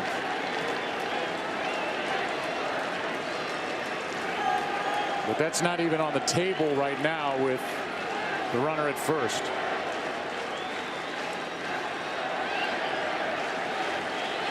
So digging in is the league's top hitter.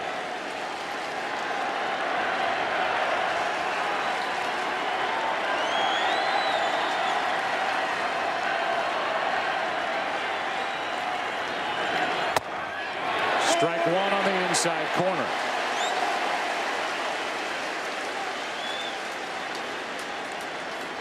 And how about those numbers for Cabrera against the man on the mound, Mike Adams? I think he's got those numbers against quite a few guys. Don't think Adams doesn't know those numbers are there. 4 for 4, and now Adams steps off.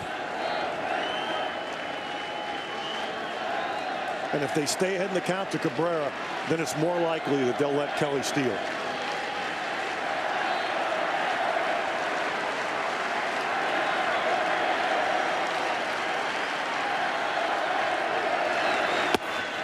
One ball, one strike.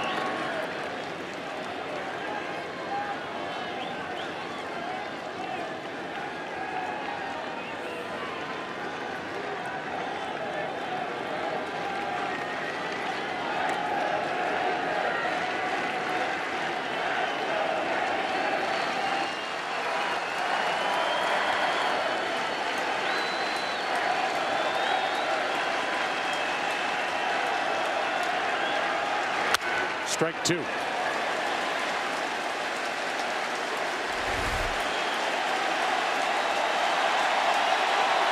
Hit the glove. Wouldn't be surprised at all if now they let him go. They've got to the point where they won't walk him.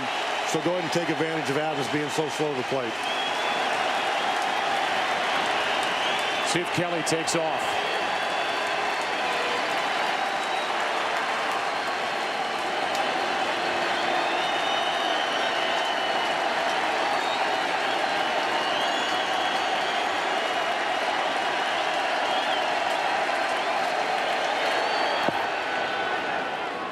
Two and two.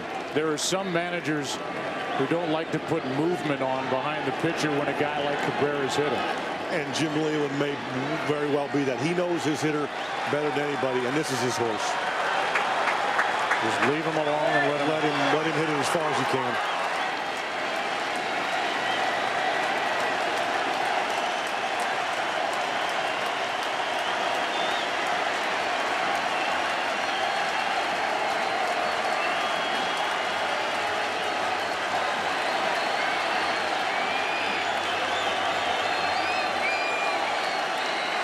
There he goes, and a fly ball into right center field.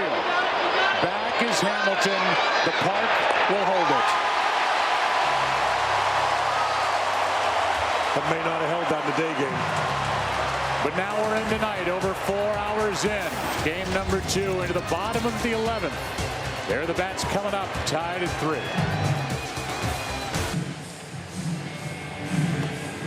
It's gone from Scherzer to Cope to Benoit to Valverde. And now Ryan Perry. And coming up next on Fox, except on the West Coast, we will take you right to Terra Nova and then House. As we're cutting into the primetime lineup just after 8:30 in the East. And here's Ryan Perry. And you guys used to complain about the Yankees-Red Sox. Yeah. Hey, we never complained because it was such good baseball. Typically in this game, Terry, I mean, this is anything, forget a baseball fan, any casual sports fan would love. Michael Young, strike one. You know, when there's an exciting baseball and it's well played, it doesn't matter what the length is. Valverde went 2. 1 hit, 1 walk. It was intentional. Hit a batter and get out of the bases loaded, nobody out. Situation in the 9th. Here's the 0-1. And I guess it doesn't hurt when you have exciting announcers to listen to, huh? There's no doubt. Don't hurt yourself patting yourself on the back. I want you to blow a shoulder. This is going to be my 8th release after this game of my career. Michael Young is trying to avoid his 4th consecutive hitless game. Always described as a professional hitter because he is so good with a bat in his hands. Went up to spoil it, still 0-2. Look how hard he's trying to hit that ball to right field. He's trying desperately to keep that weight back and just shove that ball to right field. How about that? Just 1 career walk-off home run.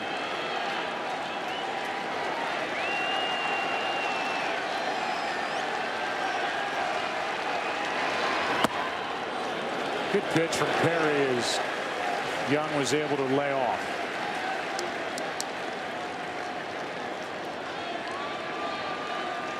About 15 home games, the Texas Rangers have never had a walk-off win in the postseason. Base hit. Kelly was near the line, and Young has his first hit of this ALCS.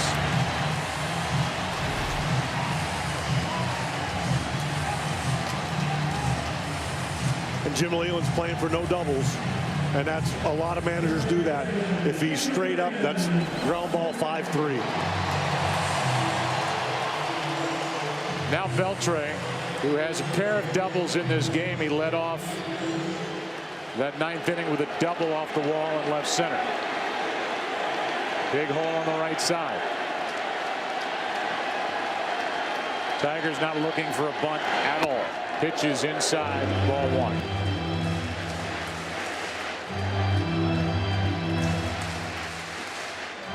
By the way, we have not seen Nelson Cruz have to hit again since getting hit on the wrist.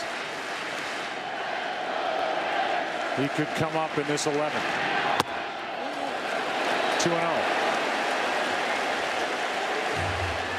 Napoli on deck and then Cruz.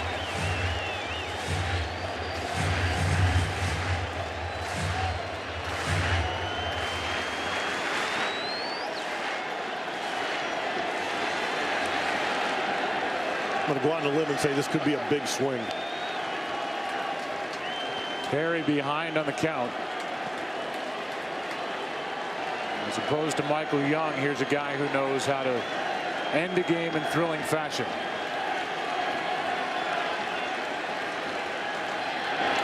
There's your big swing. Strike one. Ball almost hit him.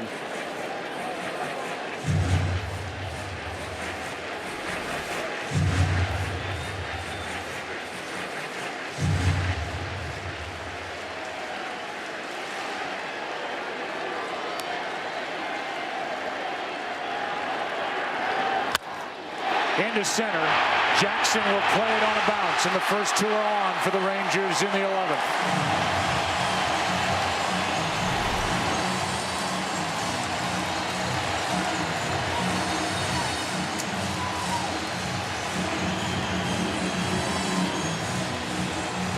Third hit of this game for Adrian Beltre.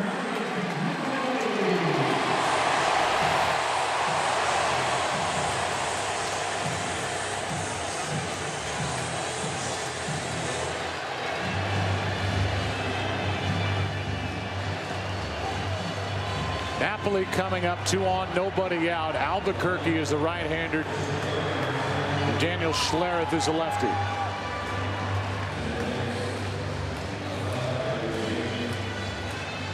If you are just joining us, here's a summary. There hasn't been a lot of scoring, but there's been plenty of action. Rayburn a 3-run home run to give the Tigers lead in the 3rd. Nelson Cruz tied it with a home run in the 7th, and there are the numbers for the bullpen, and this game just rolls on. And now here's another great scoring chance for the home team. Yeah, but he's still got good pitching, and he got Albuquerque on the bullpen. He strikes everybody out, but he can also walk people, so there's the fine line. And his killer slider has not been as good in this postseason as it was during the regular season, so he's out there, and it's Ryan Perry on the mound. Napoli. Ball one.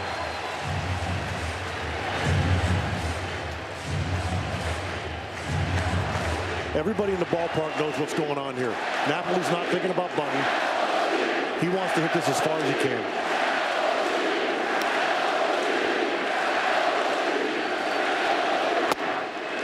Strike one. Napoli hit 2 home runs the last game of the season against the Angels, which gave, in essence, the Rangers home field advantage in this series after the Tigers knocked off the New York Yankees. And it also took Napoli to 30 home runs on the year. You know, the 1-0 pitch that Napoli wasn't happy about, it changes the whole sequence. I mean, that's ball 3. It's 3-0, and you can see why Napoli's saying something. It changes the whole at bat around. Instead, it's 2-1.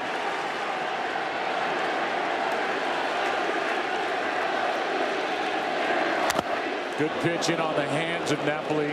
2-2. Then he comes in on him. He comes in on him with movement. That's a great pitch. It ties him up.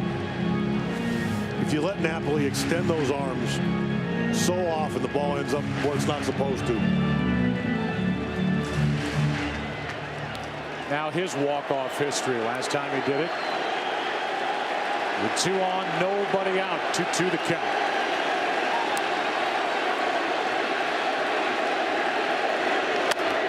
Still 2-2.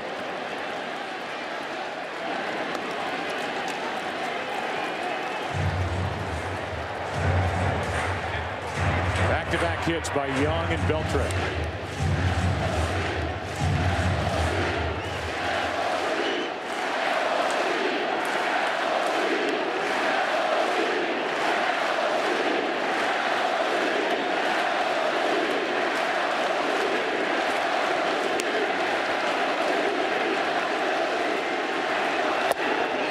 just inside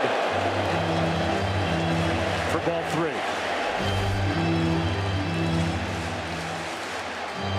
Everybody's looking for signs right now, but I don't think with nobody out they send them.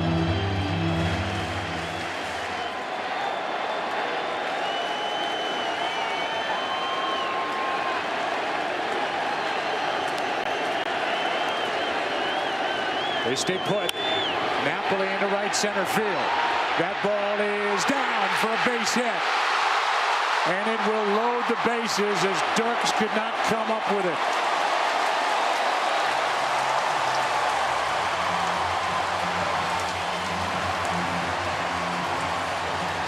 They might have glanced at each other just for a second. It's ruled a hit, but Dirks missed it.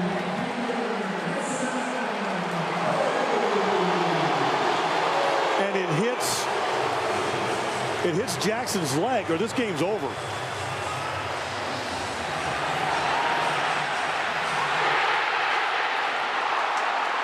Michael Young goes second to third.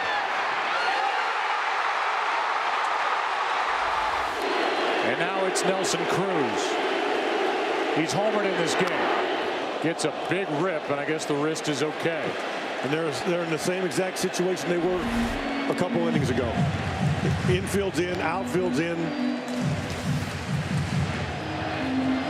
But instead of Valverde on the mound, it's Ryan Perry. That's a good point.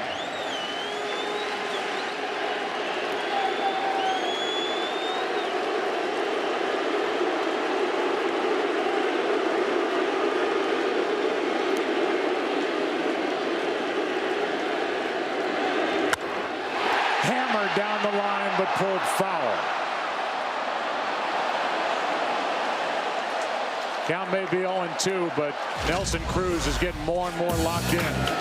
He homered in game 1, and he tied game 2 off Scherzer.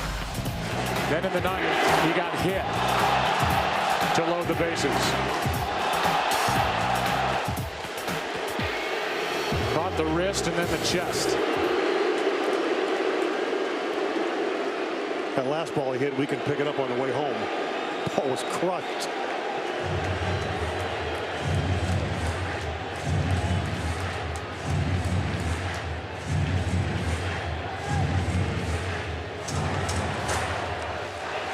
Count 0-2.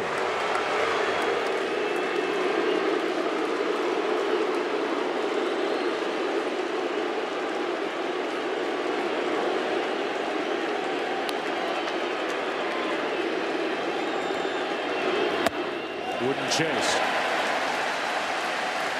Rangers attempting to win their 4th straight one-run postseason game.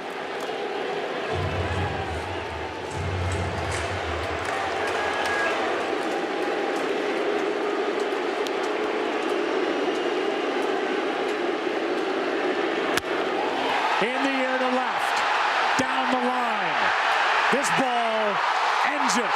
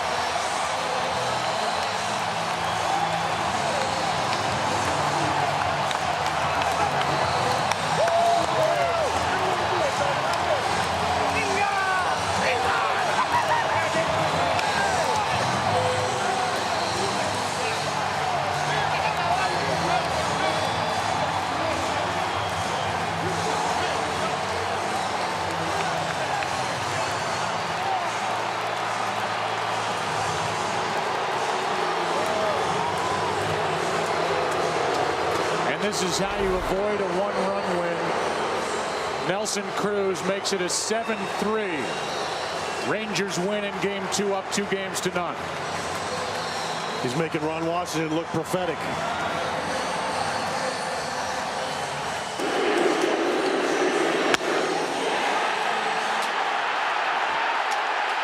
He said Nelson Cruz has the ability to carry this team, and he will carry him to Detroit up 2-0. He tied it in the 7th and won it in the 11th. That's a new one. John Daniels, the general manager, hugging Scott Service, high fives. Team president Nolan Ryan enjoyed seeing that one sail out of here.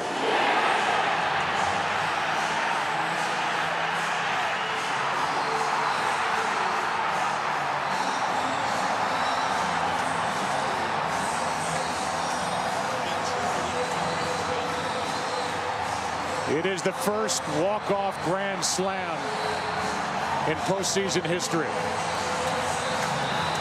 And it belongs to the man standing next to Ken Rosenthal, Nelson Cruz. Kenny. Thanks, Joe. Nelson, you've never looked better. Take me through that last at bat. You got the 2 strikes. Looked like you nearly hit one out. And tell me about your hand as well. My hand's good. I cannot describe it. Now the fans get me excited. You know, we battle the whole game. The bullpen do a really good job. My teammates never give up, and I was so aggressive at my first 2 pitches. So after that, I was like, slow down. You'll see the fly ball to the gap. You know, I guess when you try that, they go out. Congratulations, Nelson. Joe, back to you. 4-hour, 25-minute game. And these fans have packed into Rangers ballpark in Arlington. Their 18th season of this being the Rangers' home will walk out of here having witnessed a game they won't forget. And Terry, we won't forget the job you did games 1 and 2. It was an honor and a pleasure. Thanks. Thanks. Can I go with you? Yeah, absolutely. Thank you so much. You're always welcome. Great job. Adams the winner. The loser Perry. And coming up next immediately on Fox, except on the West Coast, Terra Nova, followed by an all-new episode of House. And then join us tomorrow night from the Motor City for Game 3, and they'll be revved up in Detroit. ALCS coverage starts at 7:30 Eastern, 4:30 Pacific, only on Fox. Promotional consideration paid for by the following.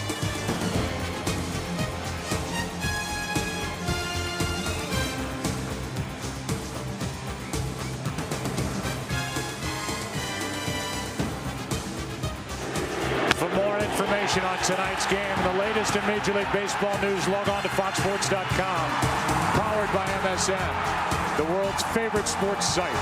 For Terry Francona and the rest of our crew, Joe Buck so long from Arlington, Texas. You've been watching Fox Sports, home to the ALCS and the World Series. Until tomorrow night.